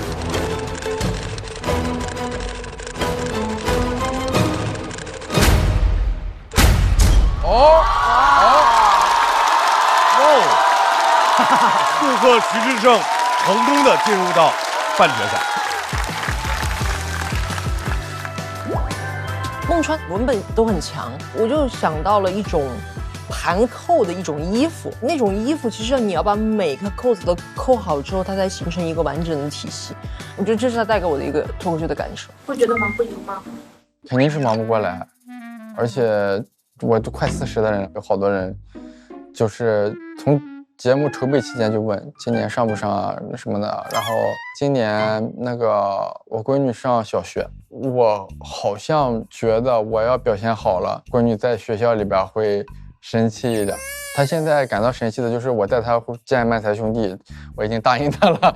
哎，好，照这个趋势，每次都是来冲榜的人成功吗？但我真的觉得有点不好意思，是因为川哥。我这篇稿真的就是川哥帮我写了很多东西啊，对，所以说我，哎呀，但我也值得，我也值得。感谢是感谢，但我也值得学这里。谢谢大家，我接下来下一篇我会给谦儿哥好好写的，真的。祝贺徐志胜成功的进入到半决赛。而我们也要来看一下这支三人小队在这一轮的分数情况。徐志胜进入到了半决赛，孟川、步惊云和侯志远进入到待定区。再次感谢4位给我们带来的精彩演出。马上要开始的是4人小组，而这个4人小组里面第一位要上场的朋友，我非常喜欢他，因为他是一个奇迹一般的存在。嚯，捧这么高啊！因为太奇怪，太奇怪了。你很少看到一个人，他又能够混不吝，还好像有点文艺范儿。这不是我吗？你说说，掌声欢迎高寒，高寒。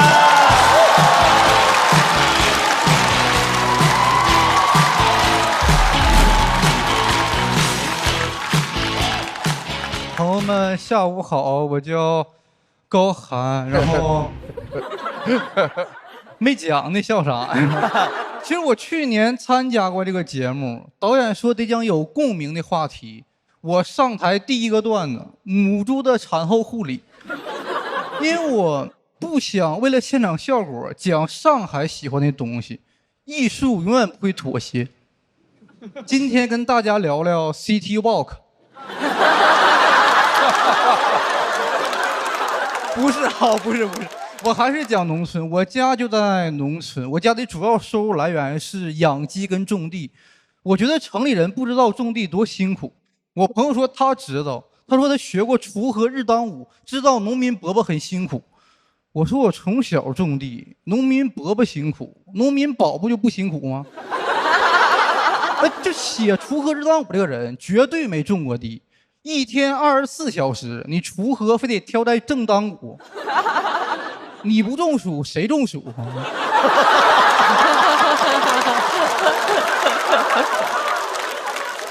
我不喜欢种地，但我们老师说你要不好好学习，长大了就得种地，所以我拼命学习。我作文写的比所有人都好，他们只会比喻的时候，我就学会了抄袭。抄这个作文选啊，我有一本作文选，一写作文我就选。我抄这个扶老奶奶过马路，真的抄的太好了，给老师看激动了。老师说：“来，高寒，你到讲台上跟全班同学讲一讲，咱村哪来的马路？”那是我童年最尴尬的一天。我发现作文选里这些作文都是城里人写的，农村人抄不了。什么扶老奶奶过马路没有马路，说坐公交车给老奶奶让座没有公交车，说去敬老院给老奶奶献爱心，我没有爱心。不，农村这个条件不允许我献爱心。真的，我要是城里人的话，我肯定扶老奶奶。我扶完老奶奶，我都跟她说，我说：“哎，奶奶，麻烦你把你家老头和孩子找来哈，我给你们来一个全家福。”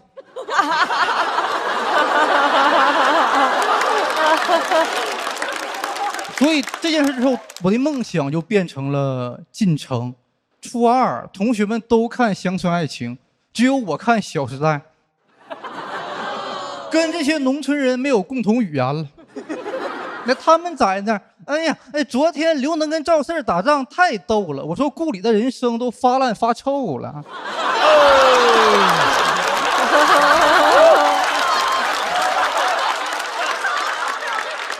当时我对上海的了解全部来自于《小时代》。《小时代》开头第一幕，那个杨幂就说林霄，他说啊，我叫林霄，我是上海万千女孩中最平凡的一个。我信了。我说他是最平凡的，那上海人得啥样啊？2022年我来上海，2022年来的真是时候啊。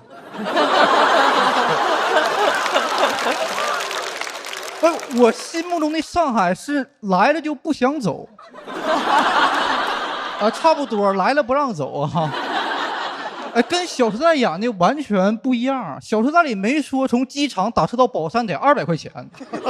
下车我说，哎，现在问题好像不是《小时代》，我得整点小额代了哈。第二天我坐地铁，《小时代》里没出现过地铁。不是顾里不坐地铁我都能理解，林霄你为什么不坐地铁啊？你是上海万千女孩中最平凡的一个呀。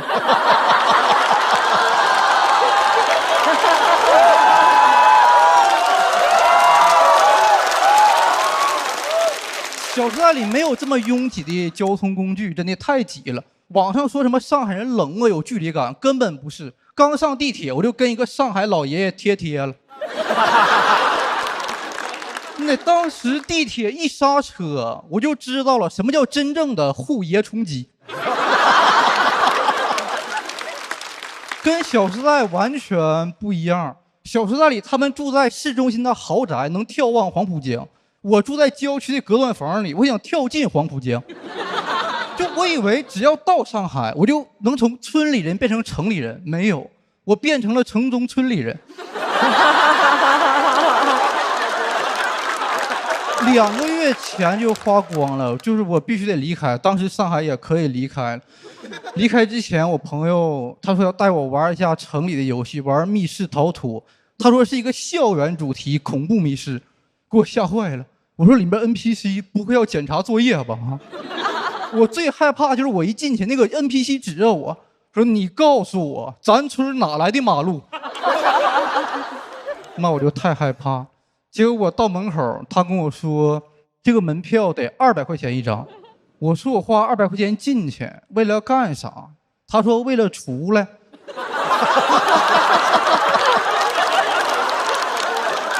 我说那我不进去不就完事儿了吗？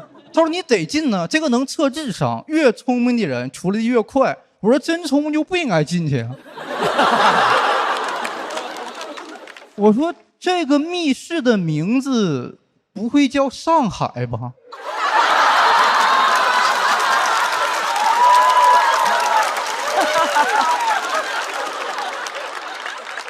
那天我没玩这个密室逃脱，我去 City Walk， 走到黄浦江边，看着东方明珠，我笑了，露出了跟城里孩子不一样的没有被矫正过的牙齿啊！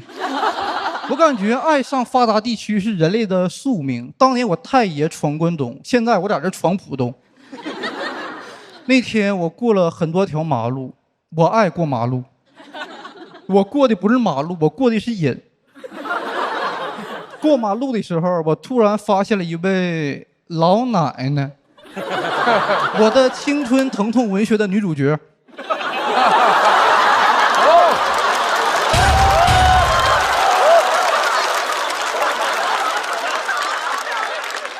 我差点哭了。我朋友问我，他说高寒你咋的了？我说没事儿，就是感觉错的时间遇到了对的人。讲到这儿，谢谢你。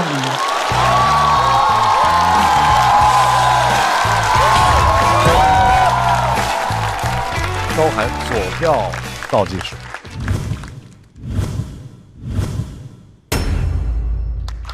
再次掌声送给高寒。我先不问你们4位的意见，因为在我们第1期节目播出之后，高寒和小四爷现在是有 CP 感的，他们叫纯恨 CP 是不是？然后还有人给他们起名字叫寒山寺，很唯美啊！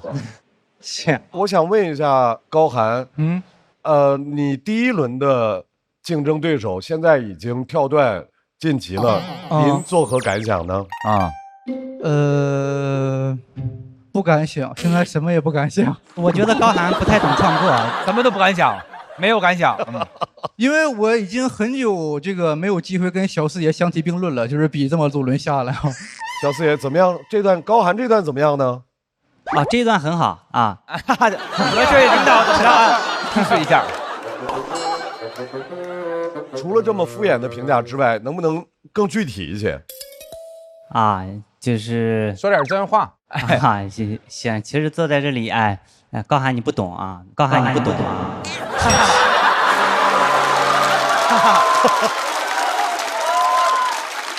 坐在这确实高处不胜寒，你知道吗？哎呀，也因为本来他第一轮挑我是觉得啊，我们俩好像都是农村出来的，好像跟他撞款了，所以他想把我搞掉，你知道吗？啊，比完之后，他第2轮、第3轮都没有再讲农村的段子，然后我这个赛段我没有参与，然后他又开始讲农村，我怀疑他是见缝插针啊。我说如果能受到关注的话，我跟谁炒 CP 都行。哎呦喂，别这样！对不起了，赵月，我有这个新 CP 了。算了，就让他过去吧。这年轻人是开放，看不懂了，看不懂了。啊，原来是这样。他很冷静啊，说原来是这样啊。行，但是我好像不是那样的人。没有的，还是自然一点比较。但是还是自然一点的感觉。我都紧张了，你知道吗？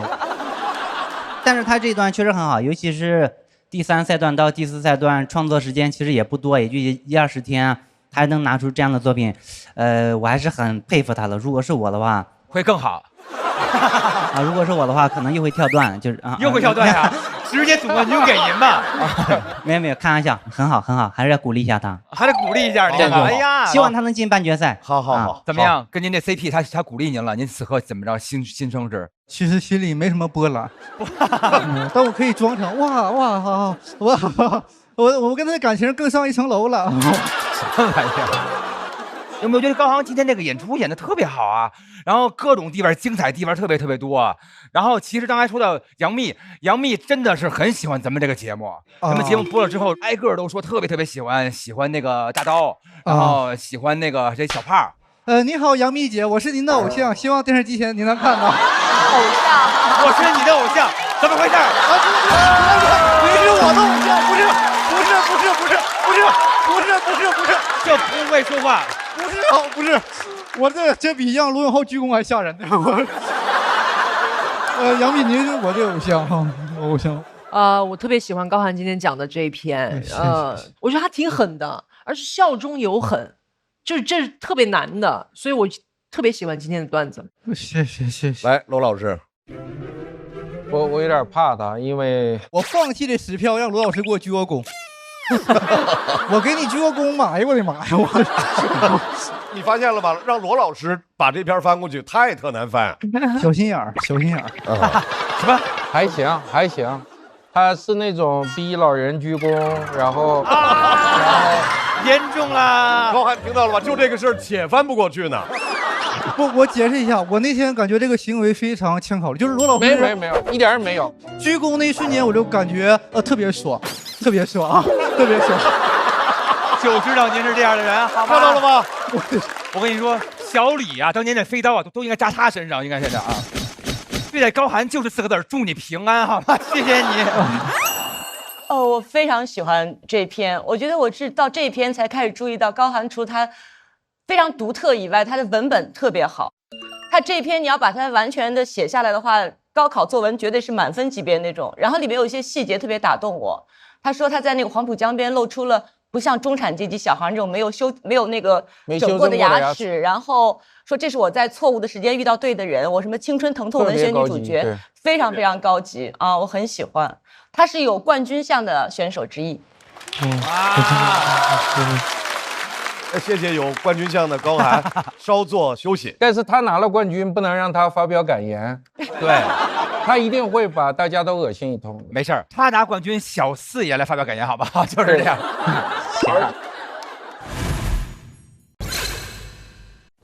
高寒是我心中真正的农村文艺青年的形象，因为他弹不起吉他，弹不了钢琴，他只会读书，只会写点东西。他这辈子能接触到的最酷的事就是讲脱口秀。对今天自己的表现满意吗？挺满意，我这个就是占便宜了，我是运气好。小4爷在跳段区看高寒的表现是什么感受？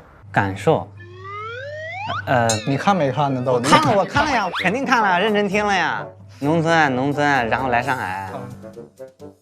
我觉得他一直都是属于文本合一的这种，因为我这10几天，也没写出满意的段子。谁问你了？人家让你夸我，你别老往你自己身上扯。你怎么开始怼我了？就因为我没有比赛是吗？反正对，就这样吧，夸的不错，别的就没了，夸到头了。你们平时的关系怎么样？不相处，我们相处就不相处，我们就是自然而然的相处。在你心里和小四爷相提并论的标准和基础是什么？我已经很久没有机会跟小四爷相提并论了，就是表现的没有他好呗。但是你今天这一期表现很好。我知道，还用你说呀？那你觉得现在可以相提并论一下？其实不能，我觉得按道理来说，他应该受到更多的尊重，但是不一定受到我的尊重。发现他虽然说有一点小坏，但是他是摆在明面上的，对，也算是一种可爱的坏。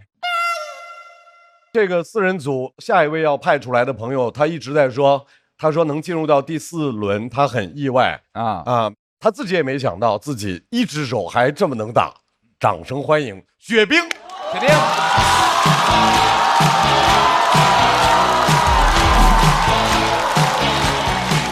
Hello， 大家好，我是雪冰。感谢。我这是胳膊呢，是小时候一次意外啊，高压电啊。然后现在视频发到网上了嘛，很多朋友看到了给我留言，说总感觉你讲到最后吧，得从衣服里把手掏出来。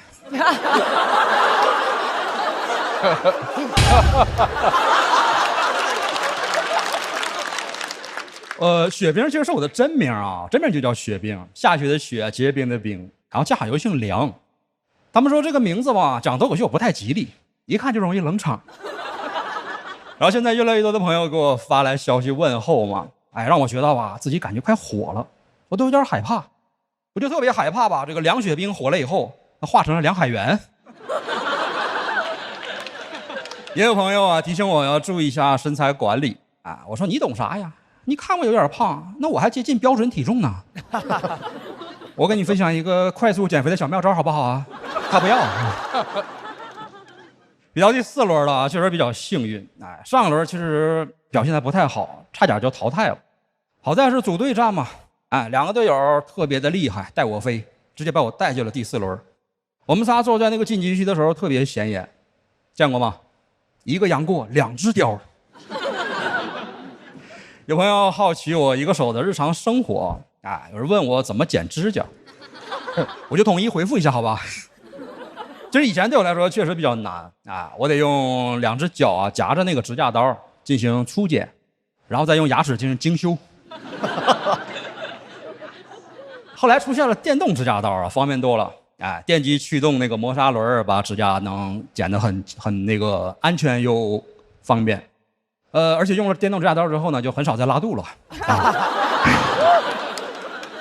然后身边有好朋友没见过，好奇我拿给他看，他都不会用，摆弄了半天，差点给我掰坏了。你2只手就是没轻没重啊。其实不光有电动指甲刀还有电动雨伞。一般的雨伞只能打开，但是我没法把它收回来。我要用的话，我就只能往肚子上杵。你赶上连续几天下雨吧，这个肚子受不了。我以为只有我这样，那后来发现有些2只手的人吧，他收伞也往肚子上杵，还留1只手玩手机。电动雨伞其实解决了这个困难它不光能自动打开，还能自动收回来，就是有点贵，一个300多，但是贵有贵的好处几乎不会丢。你别说不会丢了，雨小点我都不舍得用，雨大了我不出门。还有人问我怎么洗手我说反正不是舌头舔。其实小时候还好你可以找身边朋友帮忙，大家都愿意帮一个活泼可爱的孩子。实话讲，现在有点难，尤其现在这个长相。洗手间里我跟人说，帮我洗个手有点吓人。而且吧，其实普通的时候还好，拿水冲一冲就能洗干净。遇到那种有油污呢，比较难洗，尤其是手背儿，怎么办呢？我通常就顺便洗个脸，能理解吧？干净是干净，就是有点慢后来呢，总结经验，增加效率，我就特意留了胡子，当刷子用，意料之外的好用，因为只需要很少的洗手液，它就能起沫然后有人说这个我留了胡子以后看着更凶了，我说那咋办呢？我总不能在厕所里面洗头吧？其实总有朋友看完我演出呢，说我励志。其实实话讲，我不太喜欢，我更希望你说我好笑。我就感觉好像残疾人只有励志一个赛道，你很难听说残疾人躺平，残疾人内耗，残疾人不能内耗，残疾人甚至要治好别人的精神内耗。你感觉好像残疾人永远得正能量，我就感觉好像把10个励志残疾人啊串联在一起，能给城市发电。可能是因为受影视剧的影响啊，很多人啊会带着滤镜看残疾人。我就遇到过，有一次在饭店吃饭，隔壁桌有个大哥喝多了，非要敬我一杯，说兄弟啊，观察你半天了，你这个手怎么弄的？我说小时候淘气啊，经历这场意外。他说不可能，你上过战场吧？我赶紧解释，我说不是，就是意外，摸电，高压电。他听完以后更兴奋了啊，我懂，保密是吧？还是闪电战啊？我就感觉吧，他不接受一个平凡的我。小时候也是，总有老师啊见我第一面就非常笃定的说：“哎呀，这孩子肯定学习好，啊，左撇子聪明嘛。”你就感觉好像我在四肢健全和左撇子聪明之间选择了聪明啊。有时候你甚至感觉老师拿我当鞭策别人的教具。考试马上要交卷了，哎，老师突然来了一嗓子，说：“哎，你们抓点紧呐，人家雪冰一个左手都答完卷了。”我说这啥意思呀？啊，你别人都是2手答卷啊，一手一个笔左右开弓嘛，我都演不出来，你看。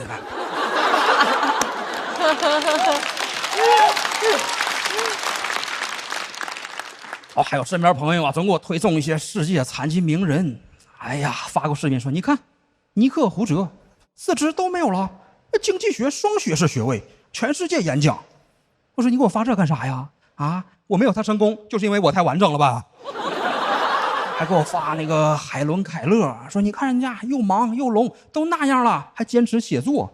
还有霍金都那样了，还研究宇宙。你看现在有诺贝尔奖、普利策奖，我就感觉应该给残疾人设置一个单独的奖项，就叫都那样的奖。只要你取得了足够高的成绩，才被别人说都那样了。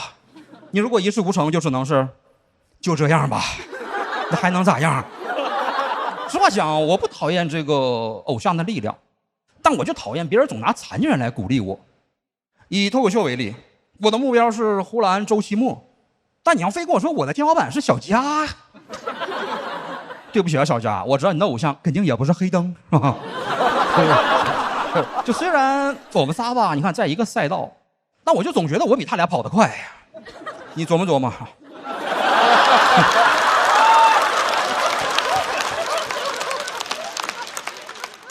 可能啊，我上了节目之后呢，也会有人拿我来激励别人啊。但是我想说的是啊，我其实就是一个普通的3肢健全的脱口秀演员。感谢大家，我是雪冰。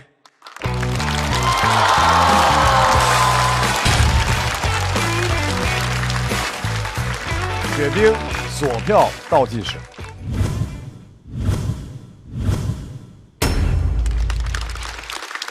他开场第一个笑话我已经乐了快一多分钟了，我掐人中啊，太幽默了。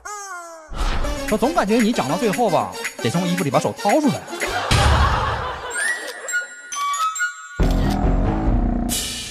谁哪位网友哈？对，我太好笑了。网友给我贡献了很多素材，真的就是绕着这个手说，啊这已经第4轮了，对，是吧？已经到第4轮了，而且他们还是没有重复，而且那个点总是还能让你觉得这个啊，我真是好，然后我真的很喜欢，我太喜欢了啊！感谢。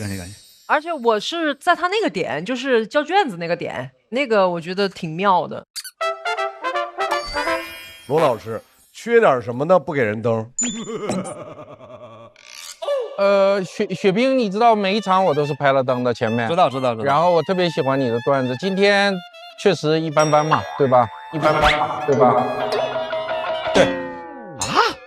我就把这个问题抛给对方，我说对吧？他只能说对。好，我也学了一些生存技巧的，对吧？对吧？对。然后呢，然后今天呢，确实相对前边的，我觉得是掉了一些，是因为没有时间创作吗？你前面有过专场吧？没有，我才2年，没有啊，只有2年多讲脱口秀，对，只做了2年，对。看那个黑灯，他眼睛那个事儿都做了3个专场，我觉得你这个胳膊这个事儿其实还很值得挖掘。别急啊，你等我啊。我会觉得他这一段是他过往之前的第一次，是除了描述以外是有表达的。啊，是。他其实做的挺深的一个表达，就尝试做了一个很深的表达。估计还是推敲时间不够，反正就是没有达到一个理想状态吧。因为前2场我都是毫不犹豫排灯的。但是毫无疑问，雪冰在这个话题上走了4轮，而每一轮都能够给我们带来新的惊喜。再次掌声送给雪冰。好，来，高寒回到场上，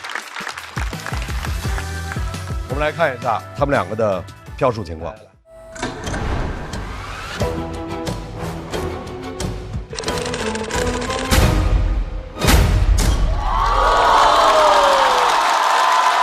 哇，293，哦，高寒下山了。高寒等待区继续等待，雪冰要在待定区。今天参加录制的一个观众给我留言，他父亲就是被高压电意外去世的，他一直是他过不去的一个坎儿吧。他说听我说完之后，他就特别开心，是我的段子让他算是一个和解，接受了他父亲这个离世吧。哎呦，看得我也挺感动，希望能帮到像您一样这种情况的人，能给你们力量是我的荣幸嘛。截止到目前为止，高寒应该是第4赛段打出最高分数的人了，293。其实心里没什么波澜。像高寒干的事儿，对一个残疾朋友干得出来的事儿。下面这位朋友，其实以前呢，在前面的表演当中，一直跟大家在分享，农村的生活。今天想和大家说说进了城以后的事儿。掌声欢迎瑞瑞。瑞瑞。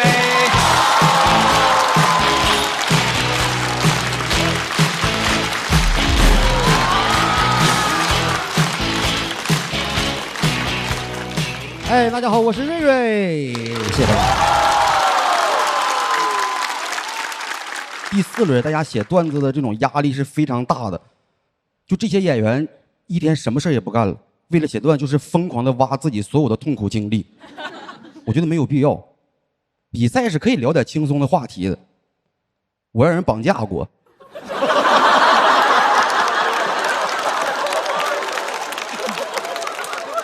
用道德。用道德，因为我楼上有一个5、6岁的小男孩，这个孩子每天凌晨5点左右在楼上拍球。大家知道凌晨5点是什么概念？我都快睡觉了那个点儿。大家知道睡眠不好对身高的影响是非常大的。我是说孩子啊，我1米多已经非常够用了。太难受了，忍不了了。有一天我上楼去找过他们呢，我到那敲门，然后一个大姐开的门。我说大姐，我是你家楼下的，孩子天天这个点拍球，太影响我睡觉了。我说我都快神经衰弱了，你能不能管一管？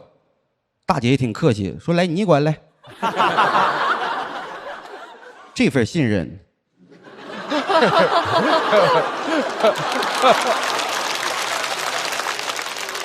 有点突然呐。我凌晨5点不睡觉上楼应聘月嫂来了，这个 offer 当时我没有接啊。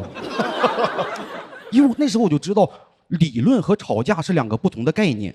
我条理清晰的跟他说，我说大姐，咱都是邻居，天天如此确实会影响到我，你稍加管制，有点公德心。大姐说了一个跟整个事件没有什么直接关系的话，她说你打我。我说咱们是要跳过所有步骤，直接开打是吧？大姐把脑袋递过来说你打我。我都懵了，我都没反应过来。我说不用，谢谢。我说就聊就行，但发现真吵不过，真吵不过。比如大姐跟我说，她说孩子这个年纪就这样啊，狗都嫌。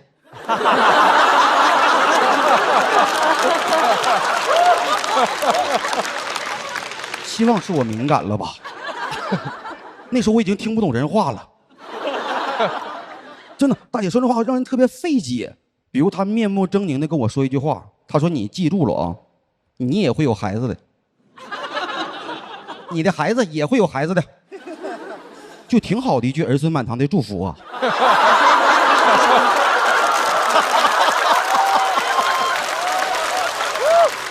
好，你说大姐疯狂输出，我已经插不上话了，但她有一句话特别触动我，她说你为什么不能理解我？我一个人带孩子我容易吗？朋友们，这话一听完，当时我气势一下就弱了。因为我之前没有去了解过他家具体情况，我只有一个想法，我真该死啊！我跟人吵什么架呀？我说那孩子的爸爸，他说钓鱼去了。我说，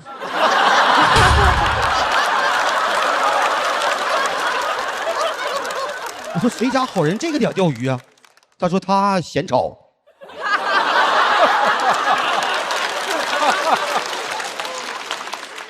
最后大姐给我扔下一句说：“你理解一下吧。”关门他就回去了。朋友们太生气了，能理解我那种憋屈吗？我太生气，我给我妈打了个电话，我跟她抱怨这个事儿，我说楼上太吵了，没有素质，还骂我。我没想到我妈站对面，她说：“你为啥不理解人家呀？带孩子不容易，孩子这个年纪就喜欢跑跑跳跳。”我说：“那我这个年纪还就喜欢骂骂咧咧呢。”你拿这个劝我，我妈最让我生气的一句话，她说：“你记住了啊，远亲不如近邻，你们要好好相处。”大家听过这句话吧？远亲不如近邻，这个是元代一个叫秦简夫的人发明的。但你要知道，元代是没有小孩搁楼上排球的。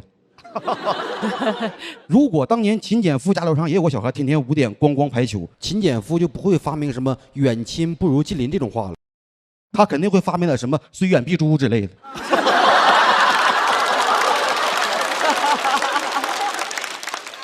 真的，他让我理解，我是觉得有很多事情是我理解，但是我不接受，这是俩概念。因为理解不需要成本，但接受需要。我天天不睡觉坐床上理解他们，定个5点闹钟，早上闹钟一响，打个哈欠，坐在床边抱肩膀开始理解。你看楼上可真不容易啊。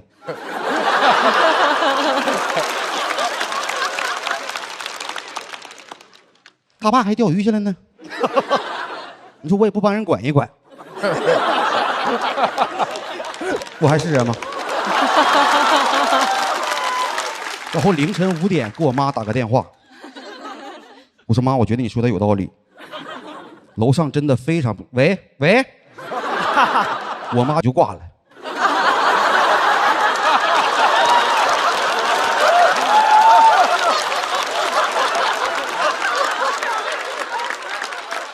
就这个事儿得解决呀！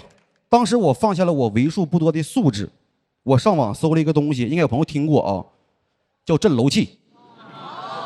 当时我想的是我要报仇，上网看了一眼，好了得600多，我说10年不晚吧。然后我就采用了一个比较柔和的方式，我也买了个球，一个小篮球。朋友们，这个仇怎么报？就得用80K 的报。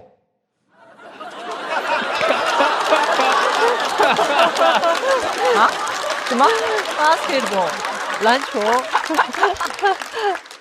这叫什么？以暴制暴。朋友们，这个是我入行5年以来写过最有文化的一个梗了。当时我凌晨4点下的单，4点半就给我送到了，如此快速怎么实现？美团闪购才是答案。这钱算咱们一块挣的，那个。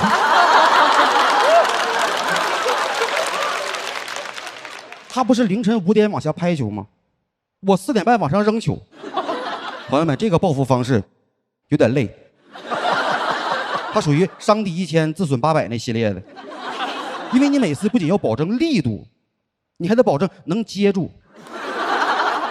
你要是没接住，楼下就上来了。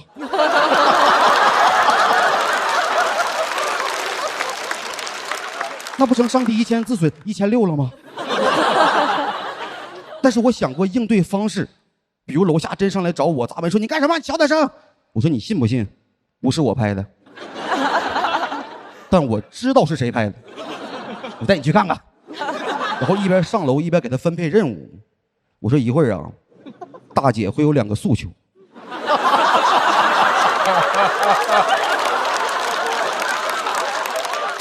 我呢，负责管孩子。那我呢？我说你动手能力强不强？真的，我觉得现在生活很累了，每天有那么多事要理解。朋友们知道吗？当你不顾自己的感受，一味的理解别人，过度理解是一种病，叫 GDLG。过度理解的首拼呢，就是。就你想想，生活中但凡用到理解这个词儿，就已经注定不是一件好事了。我没看过任何好事让别人理解的。你说我们比赛站几个观众说，我们要给你投300票，你理解一下吧。很好理解。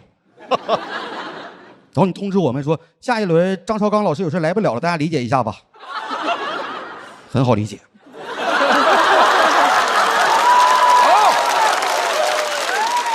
这块是因为写不出来了，张老师你理解一下吧。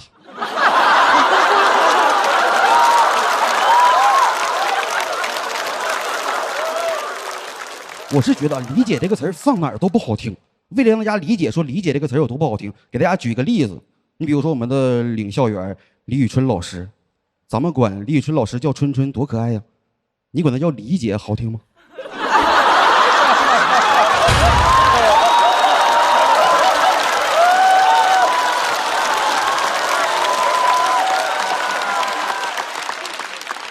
也好听，叫什么都好听。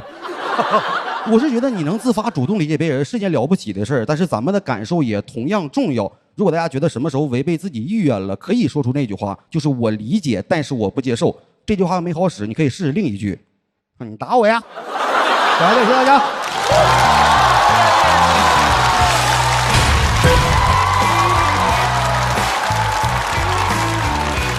对，真好，瑞瑞，太稳了，太稳了，真好。来，瑞瑞锁票倒计时。冠军，冠军，冠军！哎，瑞瑞，你觉不觉得，因为你上一季参加的时候，就是感觉刮风下雨的，对，非常的坎坷。然后到了这一季，连续这几期都是的太厉害了。就是我觉得可能对这个舞台会更加适应吧，因为登上这个舞台的次数多了，然后这一轮就选择这么一个特别想说的一个事儿吧。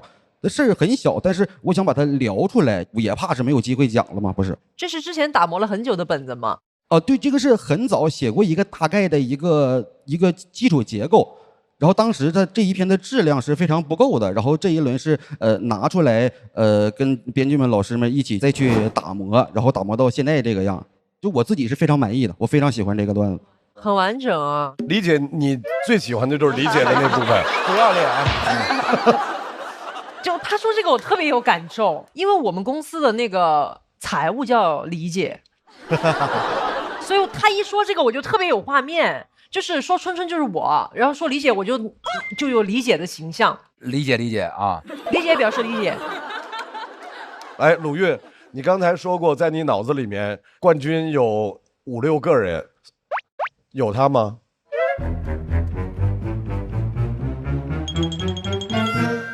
说句实话，之前没有，但到现在开始，我这个名单已经开始变大了。上一季，我觉得瑞瑞是属于你还没有看到他的那个特别鲜明的形象，然后这一季开始发生了很神奇的质的变化。对，我在网上听了一段瑞瑞跟几个人讲的一个群口的一个播客，他非常棒。你知道，在群口的播客当中，他的那种节奏描述的生动，然后那种没有一个包袱能够掉地上。他讲了他自己当年做婚礼主持人，非常的有趣。我想就是可能在生活当中一段一段这种现场的磨练，所以他在舞台上这种节奏非常有大将风范。是的，冠军相有冠军相了。对，有冠军相，因为他那个本子精妙的同时，它中间有很多是要留足气口或那个节奏全对了才行，要不然中间有些梗就掉了。对，但是没有一个是出错的，而且特别从容，有时候有特别长的停顿，然后我们想一想，忍不住就开始鼓掌了，并不是说礼貌性的鼓掌。所以我觉得这个就是表演也是完美的，不光是文本精妙，表演也是非常完美的。日常生活里面就这种小事儿，我相信每个人都遇到过，但是就这么点小事儿，让瑞瑞真的说到了活灵活现的程度。是。来，海源老师怎么评价这个文本？因为大家可能不知道，其实瑞瑞是好几年前就来过效果的训练营，然后从那以后，他这几年其实一直都在踏踏实实的打磨他的文本。瑞瑞是一个非常非常踏实用功的演员，大家可能看到他今年是横空出世的，但是他是一名非常用功的，不用那些其他花里胡哨任何的那些技巧，踏实的打磨文本的演员，而且他表演也很稳。刚才程璐也说，他的节奏控得特别的好，所以我觉得瑞瑞今年能获得大家的认可是理所当然的，是他付出得到的回报。海源那个花里胡哨是指谁啊？就知道得挑这个，老师总是这个给你玩一个。花里胡哨是张绍刚老师的西服，好吧？我自己。再次掌声送给瑞瑞，谢谢老师。高寒再次回到台上，预测一下，大老师预测一下，高寒赢了。我觉得他俩应该会很接近，5分以内吧，反正就是。我觉得应该瑞瑞高。来看一看二位有几分的差距。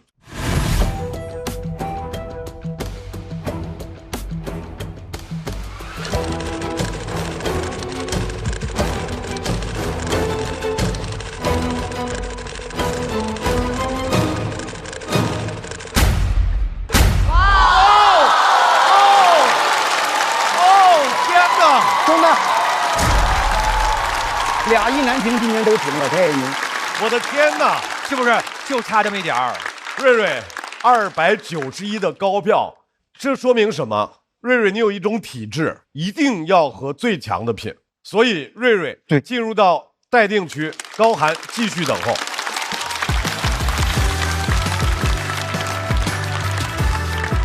他还是要强，好死了，太强了。瑞瑞特别像。他这个笑话开始说了，就是一个 NBA 明星慢动作要开始扣那个大灌篮了，你就眼睁睁看着这个笑话，肯定不止这样，最终扣那一下肯定还有更精彩的。然后他果然到那时候砰一下一扣，你就知道他不能让你失望。他每说这前面铺这些东西，后边一定有一个特别有意思的东西，他每次都扣得特准。我觉得瑞瑞是特别棒的，我特别替他开心。前3轮都讲的是大概自己的农村的生活。他说我求你了，咱俩回农村生活吧。我说我努力30多年出来接你来了。这一轮他告诉你，我抛开那个话题，我也能创作，硬实力的展示，直接给你看我什么话题都能写好。我之前学婚礼主持，我做了7年，就属于半死不拉活的，也挣不着钱，就硬挺着干。什么穿搭，什么头型，什么也不知道，还特别胖。我之前180多斤，就是还是形象和气质的问题，没有人喜欢。你唯一能被大家看到的地方，可能就是在舞台上，大家会目光聚焦吧。所以就不停地找上台的机会，但是都是自己从网上学的那些三脚猫的小片段什么的，然后上去硬演。啥也不说了，都在酒里。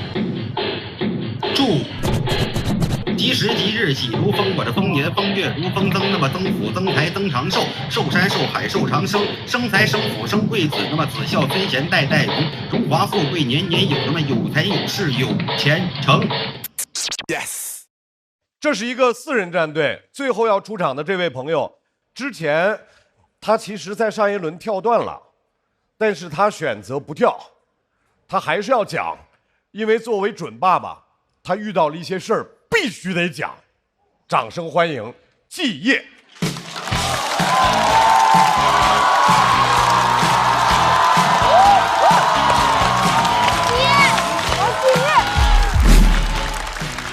嗨，大家好，我是季烨，你们好吗？谢谢。很开心，很开心，就是准备当爸爸了嘛。其实说实话，我真没什么心思创作。我就想等着宝宝出生，直到上周我在小某书刷到一篇帖子，说震惊，某月子中心跑路。我转给我老婆，我说你看看什么世道啊，月子中心都能跑。我老婆说对呀，得亏咱们在北京生。我说这家就是在北京。我老婆说还好咱们是在朝阳区。我说这家好像也在朝阳。真巧啊，装修风格也像。还好咱是不好，月子中心跑路了。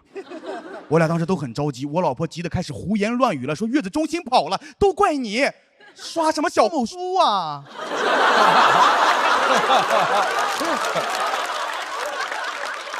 不要紧张，不要紧张，我当时也做了错事，我当时赶紧给月子中心打电话，接电话的是位女士，很温柔，说您拨打的电话已关机。朋友们，人在受到刺激之后啊，大脑是会自我欺骗的。我觉得应该是没电了，因为座机呀很容易没电。我又给那个店长打电话，幸好没有关机，是空号。Sorry， the number is there， 是空号。等我赶到的时候，人去楼空，月子中心已经去中心化了。当时他们走得很急，墙上还挂着那个金牌月嫂的照片。我说这个金牌不会是短跑金牌吧？我一共交了35000块钱。本来想让孩子赢在起跑线，孩子没起跑，起跑线先跑了。大家想笑可以笑出来，我已经失去月子中心，我不能再失去你们了。但很幸运，很幸运，我在接待处的那个手推车上发现了3包纸尿裤，很贴心啊，一定是怕我眼睛尿尿。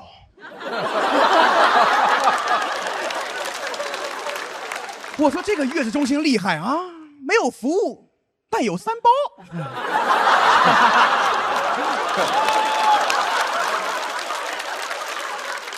其实当时挺后悔的，因为我当时就是被那些销售的话术给蒙蔽了。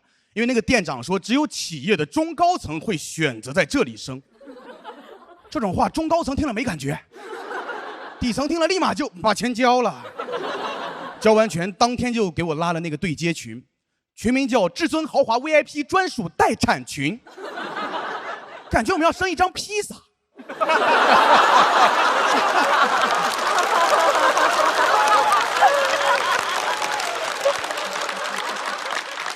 我6月初的时候还在群里说，我说我老婆预产期可能会提前到7月初。店长很积极，好的，我们时刻准备着。我以为是客套，时刻准备着，这不是全员加速中吗？这不是？我不是个例，我上网搜了一下，6月份全国范围内有好多跑路的月子中心。我也是没想到全部集中在6月跑路。我宣布啊，6月以后就是咱们国家的闰月。你知道出事之后群里就没人说话了，我想质问他们，但又怕激怒他们，不给我退钱。刚开始我在群里试探，我说在吗？不回。我说你们真的要离开吗？不回。发红包领了。不回，那个群现在是我的文件传输助手。现在我彻底放飞了，我天天在群里发语音，骚扰他们。我模仿岳云鹏，我说还会再见面吗？月子，再见面你得还我钱呀！月子，月子！疯了，这是真疯了。崩溃了，同行听了我的遭遇之后很同情，说：“哎，你小子又要有素材了。”我宁愿没有这个素材，我一个人倒霉就可以了，家人是无辜的呀。哎，有时候真的感觉命运帮我把妻子、段子和月子组成了一个不可能三角。有段子，妻子就没月子；有月子，比赛我就没段子。但我没得选，为了比赛，我只能写段子，是吧？遇上骗子，写点段子。给你们找点乐子，然后接点广子，圈点园子，才能养活这一家子。这一切的一切都是为了孩子。如果这是春晚，咱们现在应该包饺子。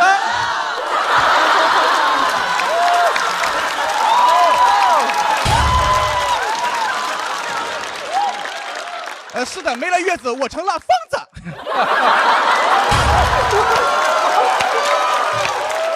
大家放心，大家放心，大家放心。就在昨天，我们找到了新的月子中心。我老婆的状态也是很稳定的。她说：“这么好的素材，你要是讲不好，你就滚出这个家。”但是经过这个事情之后，我其实没有办法相信任何人了。在找新的月子中心的时候，我也学会了，我都先去天眼查风险，但天眼查办会员才能查，不太敢，我怕他们也跑路。后来我是先拿企查查一查天眼查。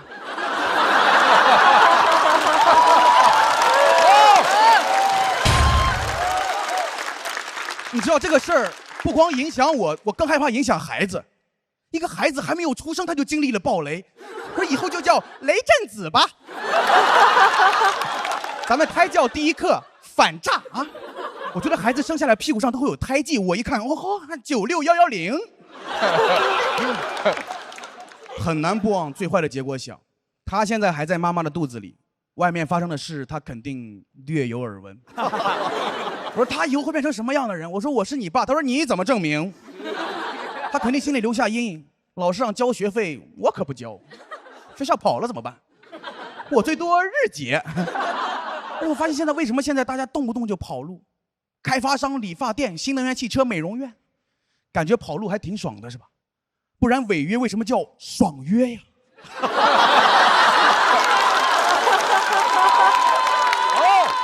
哎，我真的觉得世界就是一个巨大的张博洋。给不了解的解释一下，张博洋是我们脱口秀行业知名的跑男。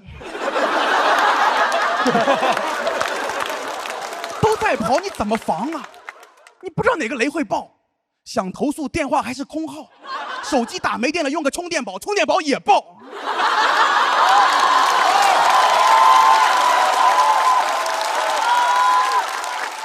我说这个充电宝上没有3C， 但我心里有无数个 C 呀。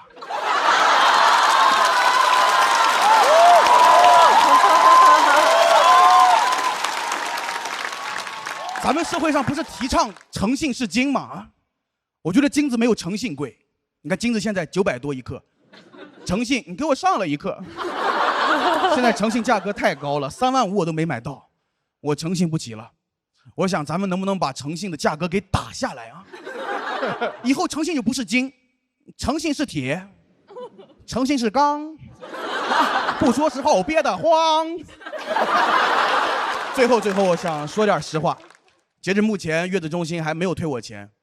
我真心的希望月子中心的老板下半子你能平安顺遂。我现在不光期待孩子的出生，也牵挂着老板你呀，你这个出生。谢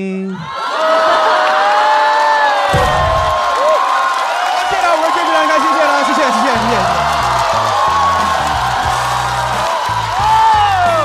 还是得有情绪呀。难接，大王难接。这能300呀？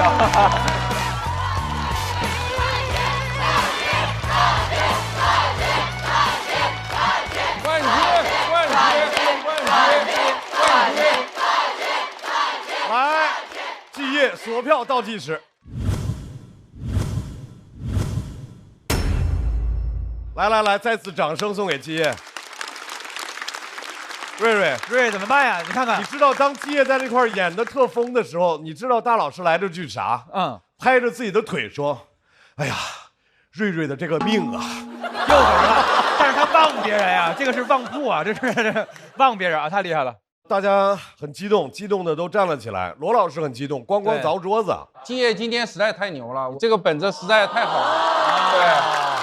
还有，我提醒大家一下，他上次呢讲的不怎么样，但是因为跟对了队友，本来是能跳段的，不用讲这场。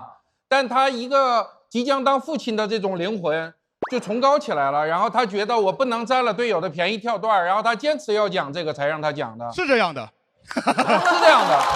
没有开玩笑，其实跟老师说的差不多，其实就是。当时第一组比完之后，罗老师说，因为我当时组里票最低的，罗老师说，那他是不是应该被淘汰，或者大概这个意思的话，罗老师可能说的会更友善一些。因为我去年罗老师给我发了很长的一段，他看了我299那段，有很长的一段话，我感觉其实我参加了2季，9轮，我一直没有配得上你那个夸奖，所以其实你今儿说一句你佩服我，我已经很满意。但是你真的让我特别佩服，对，肃然起敬。谢谢。哦，我以为就会听到一个讲太太怀孕，然后有一些辛苦，然后吐槽一些月子中心，完全没有想到，完全没有想到。当时那个月子中心跑路的时候，我也和您说的一样，完全没有想到。练，谢谢。特别是到后来，我以为要结束，我以为该结束了，谁能想到又翻起来，又能讲到还能够。跟当下完全的连在一起，什么充电宝，就是完全触达我们的内心。对，最后还能以送祝福的方式结束啊，特别解气，特别解气。我们这个维权群里有好几十个家庭，我觉得拿这个词说他都是轻的，我觉得真是太讨厌了，哎呀！但是咱们就说，即使有这个素材，也不希望他有嘛，对不对？还是家里平安最重要啊！是的，当然。来，高寒回到场上，都行。来猜啊，大老师，票数我觉得能翻过去。你觉得295？295啊？哎，对。高寒啊，你觉得基业比你票数高还是低？高低无所谓，我肯定进了。你打我啥？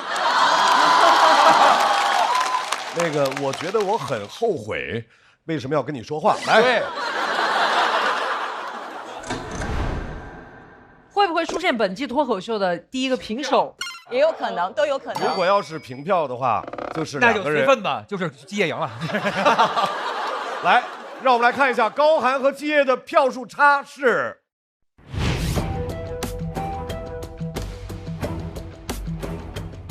295.6吧。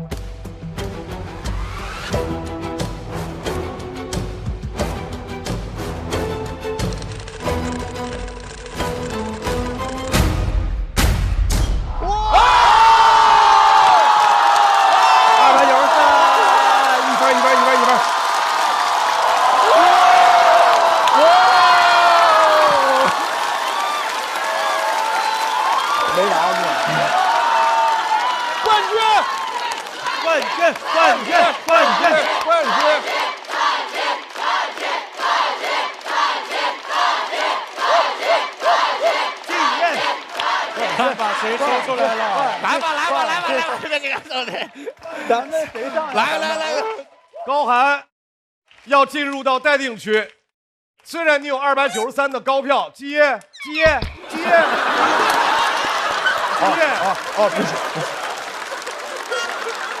他干什么去了？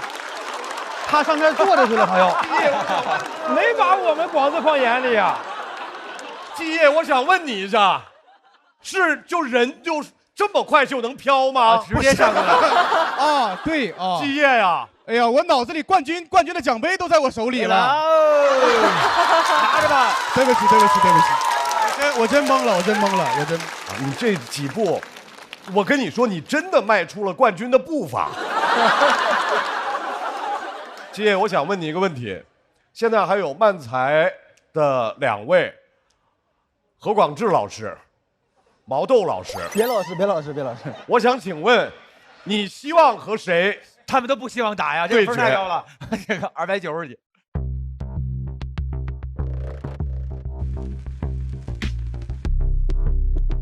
所以你挑的人是？我挑的人就是漫才兄弟。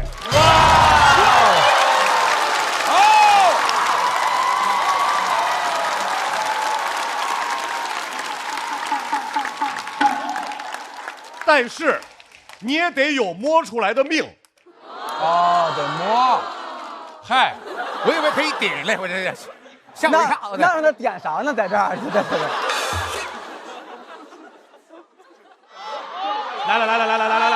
谁呀？3、2、1，是什么？谁呀？真是啊！谁呀？快给看，快点！不憋着不行了，快！真是漫才兄弟。漫才。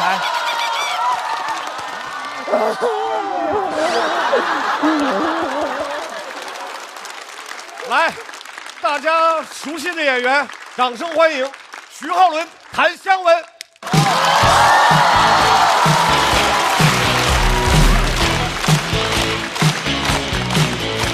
Hello， 大家好，我是徐浩伦。Hello， 大家好，我是谭湘文。啊，谢谢大家。哎呀，谢谢。哎呀，身为一个男人，哎，心里面都有一个当特工的梦想啊，想成为一名真正的特工。哎，对，要经过重重的考核、选拔，万里挑一嘛。对，但是不知道自己行不行。我们可以试一次嘛，啊，模拟一下。唉，马上就要考核了，该击打。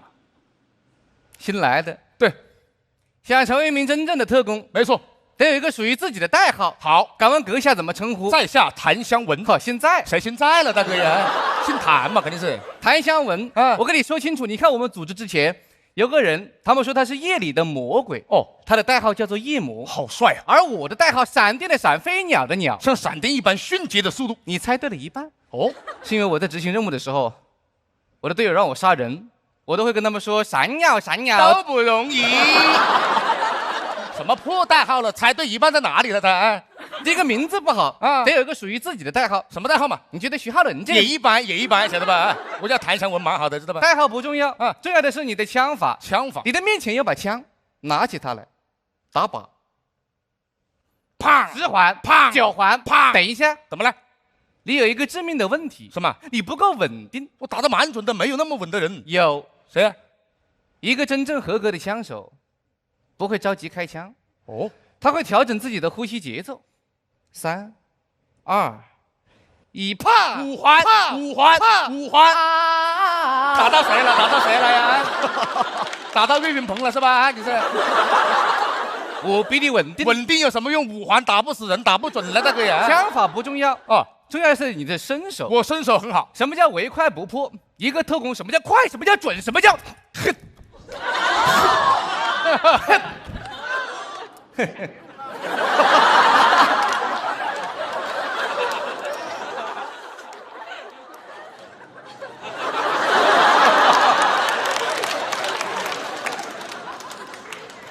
你有狂犬病吧？你发病讲一声好不好啊？身体素质不错，我都没碰你，关身体素质什么事了，大哥呀？那你伸手扶老子一下会死啊？好好好，好了好了好了，哦，伸手这关上你过了，这就过了。哦，伸手这一关只要伸手就可以了是吧？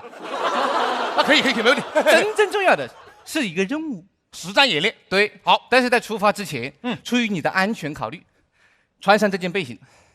传说中的防弹背心，纯棉背心，纯棉背心就不穿了，知道吧？纯棉背心穿它干嘛了？这是一红色的纯棉背心，有什么用呢？它不防弹呢？它可以让在中弹的时候你看不出来。你神经嘞！你是，我看不出来，我会痛了，我会倒下噻，我没有关系啊！你要知足。我怎么了？你看我穿的是什么？防弹的西装，防弹的领带，防弹的腰带，防弹的鞋子，防弹的裤子，穿的蛮好了，在这里啊。但是你啊，有一件质量相当好的红色纯棉背心，那能质量好到哪里去？你都是防弹的了，那个。还出发了？哎呀，不出发，我不出发的，凭什么了？啊，你一身的防弹就搞了，我这一件背心盆你搞，你把我当什么？当成龙搞在这里啊？你不是有没有适合我的装备嘛？我穿着好吧，我穿着。这个柜子里面装的是我们组织里面最恐怖的武器哦，去感受它那钢铁肌肤，嗅一嗅还残存的战争的硝烟味，去看，去摸，去嗅，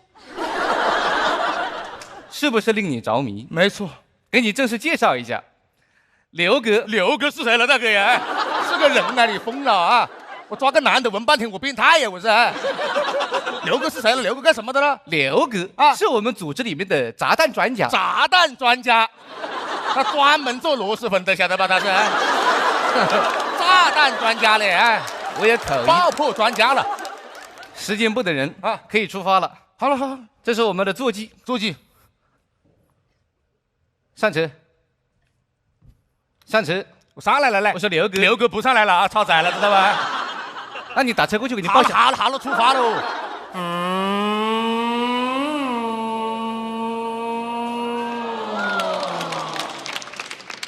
到了，没到。好，这下到了。怎么老是没到了？什么摩托车了？这是？老子要换气不？什么摩托车要换气了？大哥呀！啊，到了。干嘛？去哪里？我这里不让停车的。不让停车也要停在这里是吧？你陪我做任务了。收到任务啊！面前这栋楼就是我们的目标。好，准备好了吗？准备好了。准备好了吗？准备好了。准备好了吗？准备好了。 I can hear you。海绵宝宝，你是？准备好了嘞？你准备好，我又没准备好。那准备嘛。在任务开始之前，我喜欢给自己来一针这个。这是什么呢？哎呦，肾上腺素。苹果醋。苹果醋有什么好打的了？你直接喝不快一些，打什么打嘞？啊，还尝得到酸味嘞，在这里。你要不呢？我不要。我们的第一步怎么进去？门口有个彪形大汉，我上去搞死他。不要着急，贸然行动会让你丢了自己的小命。敌人在明，我们在暗，可以合理的利用自己的武器。有枪？对，拿着，记住我跟你说的那些要领。哎，等一下，我现在开枪会不会暴露我的位置？啊，聪明。但我可以让它无声无息。哦，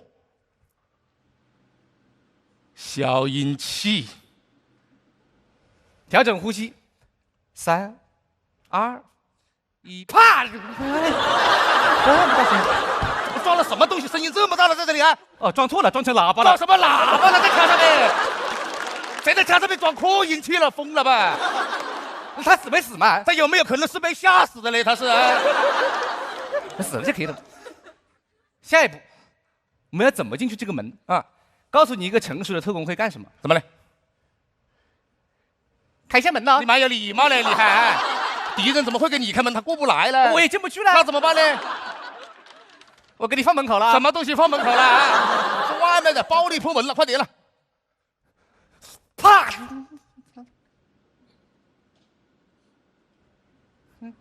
没人了，没人就好不？有人不就死了？哎，闪鸟，闪鸟，过来，闪鸟，来。这里有一个倒立的花瓶，哎，有没有可能是敌人的陷阱呢？谨慎是好事，但是过于谨慎的话，你技术变形，不要大惊小怪，自己吓自己。有没有可能是个普通的花瓶呢？是吗？里面有人？怎么可能有人呢？花瓶里面啊，里面有谁了？他乾隆呢？录款录里面录外面嘛，一般都是你仔细看清楚喽。是录款了，2月29号了，2月28号啊，2月20怎么老在变声？这可能不是录款时间，这有没有可能是个倒计时呢？这有没有可能它是个炸弹？炸弹不炸弹了，好不好？螺蛳粉啊，你别动啊，这是一个水平炸弹。我晓得，你能猜是吧？我觉得我们2个能走到今天这一步，首先要感谢腾讯这个平台，效果文化传媒有有毛病吧你是？水平炸弹不是你说一番有水平的话，它就不炸了嘞，我跟你说。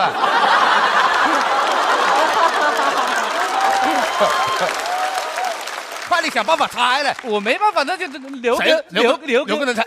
喂，刘哥啊，我们他还没出发，他怎么没出发？你不喊他打车了吗？他还在排队，他为什么要排队呢？我只给他报特惠快钱。你无聊嘞，在这里啊，你给他打个专车会死的。我想到了，我是这样，我们2个现在都不能猜，我有个办法，就是我去接刘哥，你帮我拿炸弹。我帮你拿炸弹。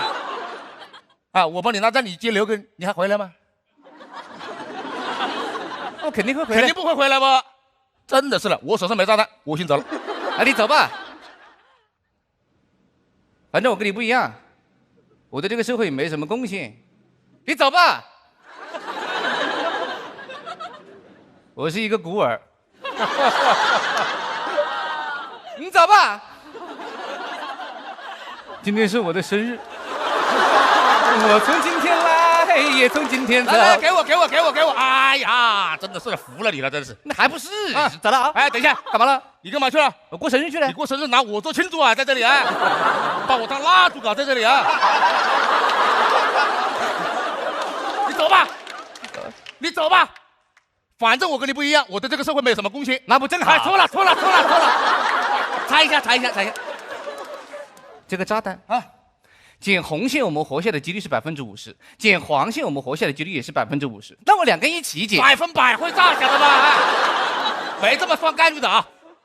那就搏一搏，那就不管了。那不，捡出就炸了，没什么时间了。假如这是你生命中的最后1分钟，你有什么话想对某个人去说不？我想跟我妈妈讲，我以前还是有些叛逆了，未来没有我的日子，你好好过，好吧？这是我的遗言，帮我转告给他。我不帮别人转告遗言呢，有什么话你自己亲口对他说。我把你妈妈叫过来了。你有毛病吧，妈妈？回去，走，好危险，有炸弹，妈妈快走啊！你解吧。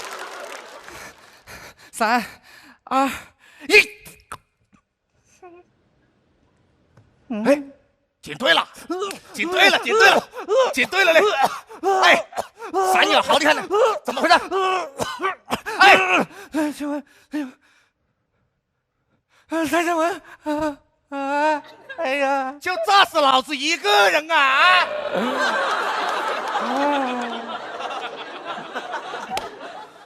为什么炸死的不是我？你自己不清白是吧？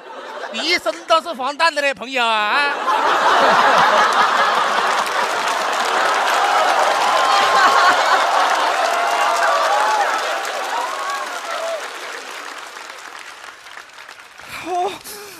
哎，抢救，对，抢救，快摁他2下，别打苹果醋了，没有用那个，你多按2下都活过来了，知道吗？哎呀！啊，站着直升机背心了，这背心质量太好了吧？啊，人都炸没了，背心还在呀！没关系，你没有白白牺牲啊！不是因为你的话，我们完成不了这么艰巨的任务。什么任务我都不知道，任务是什么？我就陪你骑个摩托车进门就被炸死了呀！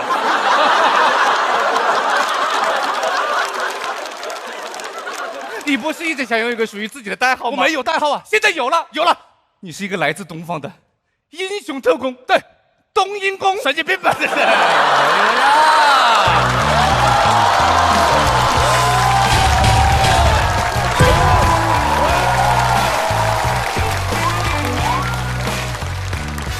徐浩伦、谭湘文的锁票倒计时。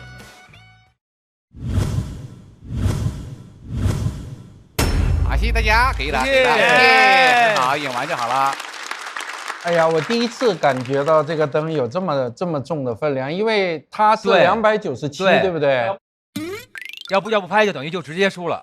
所以我就一直在犹豫，但是你们什么也没做错，跟每一场历史的表现一样完美优秀。我只是觉得今天整个感觉，我就觉得好像就是非他莫属。对，的确是的，嗯，是，所以我就犹豫了半天，我总是这样有点缺德，所以还是交给观众比较好。好，谢谢你，你人蛮好的。对，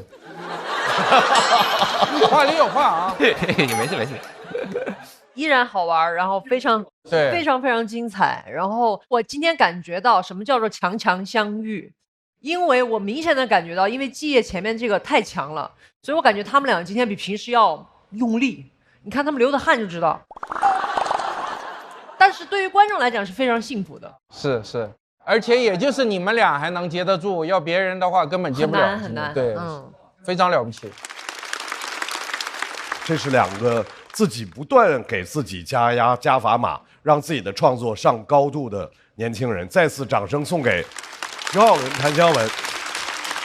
季业，带着你冠军的步伐重新回到场上。冠军的步伐怎么这么？刚才他的票数1票之差的294。来，我们看一下季业、徐浩伦、谭湘文他们的票数差是。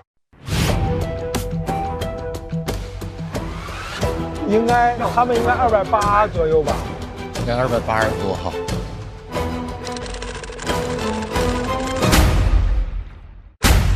8色啊！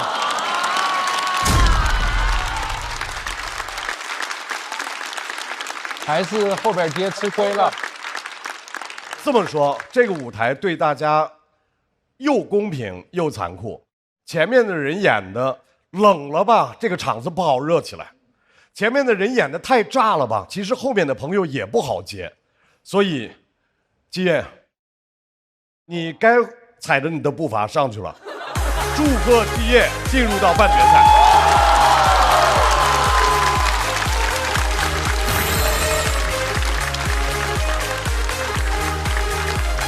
太棒了！太狠了，立住了。实至名归。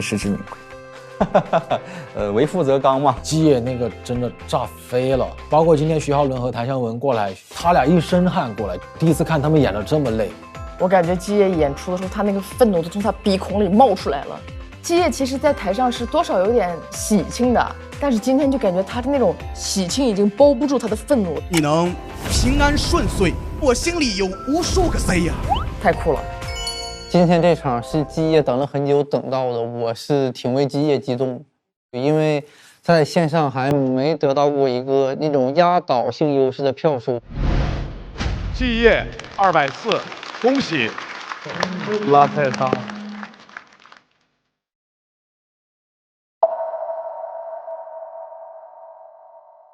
这是憋了好长时间，终于把这个240的这个难过哭出来了。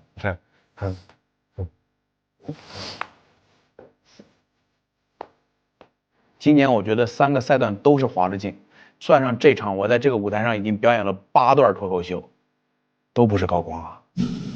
今年300票，我其实目标上260就行。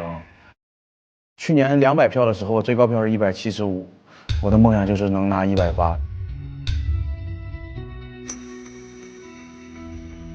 我已经不敢幻想了，你知道吗？因为我失败太多次了，我在这个舞台上，就是不太敢想这个事儿。一旦这个预期达不到的话，我就会更崩溃。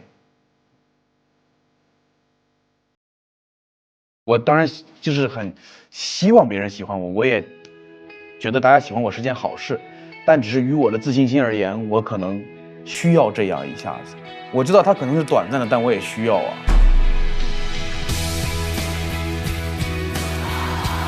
走！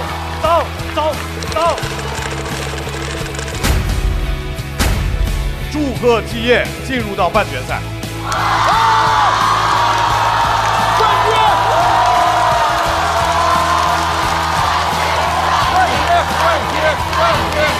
2年9轮，终于有一天了。而徐浩伦和谭湘文要进入到待定区。你俩啥时候待定吧？太难接了。来，给大家讲讲这里的装修。你们当时被抽中的那一刻，心里想的是什么？爷们儿要战斗，爷们儿要战斗。再上去以后就是我好想逃去逃不掉。回长沙，回乡。底也搞得渣渣的，为什么底后面还会有人呢？一般这种情况，底后面不就没人就散场回家了吗？怎么我们还要上啊？漫才出道以来最后第一次输，然后就好好弄稿子。我的代号闪电的闪，飞鸟的鸟。你的面前有把枪，打靶，啪，十环，啪，十环，啪，十环，啪，十环，啪，十环。恭喜漫才兄弟成为年度总冠军！闪鸟，都不容易。5环。那个场子基本上谁上去谁死。那个舞台那会儿在吃人。虽然输了，看着还挺努力的。我穿皮衣，我也穿的皮衣，我也流汗了，没看到吗？还要喝酒，他喝酒要放松，然后凭模型。哎呀，一小酒威士忌一喝，一下就没事了。我跟你说，那我就回去点盘香，然后看我的《资治通鉴》，了解一下中国的一些历史。当年想着，我外婆说你真的要读点书，我当天花了300块钱买了一整套。我外婆说，我说可以了，反正每天抽那么10，买回来就可以了，买回来就可以了，买回来就可以了。就感觉自己2个人流着汗流浃背，拼尽全力，就是没有把这个场子给接住，然后下来了，挺好笑的。我还挺喜欢这个这么讲的，真的很形象。你心态还蛮好的。这事已经发生了，咋了？我们又没 over。你就这样吧，打板。我们是最快的一组。我们也看一下4人小组比完之后他们的分数排名情况。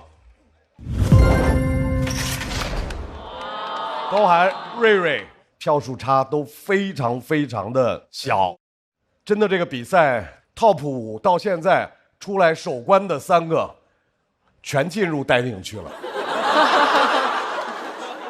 这就是一个巨大的悬念。我们真的希望 TOP 5能够有谁挺直了腰板给 TOP 住。不 TOP 了，我不 TOP 了。再次把掌声送给我们带来这么优秀表演的所有的朋友们。第2季第4赛段临门一嘴赛的上半段到这就要全部结束了。美团闪购神速晋级快人1步。接下来我们来看一下目前晋级半决赛的名单。现在一共有8位成功晋级，再次恭喜所有晋级的演员，期待半决赛各位带来更精彩的表现。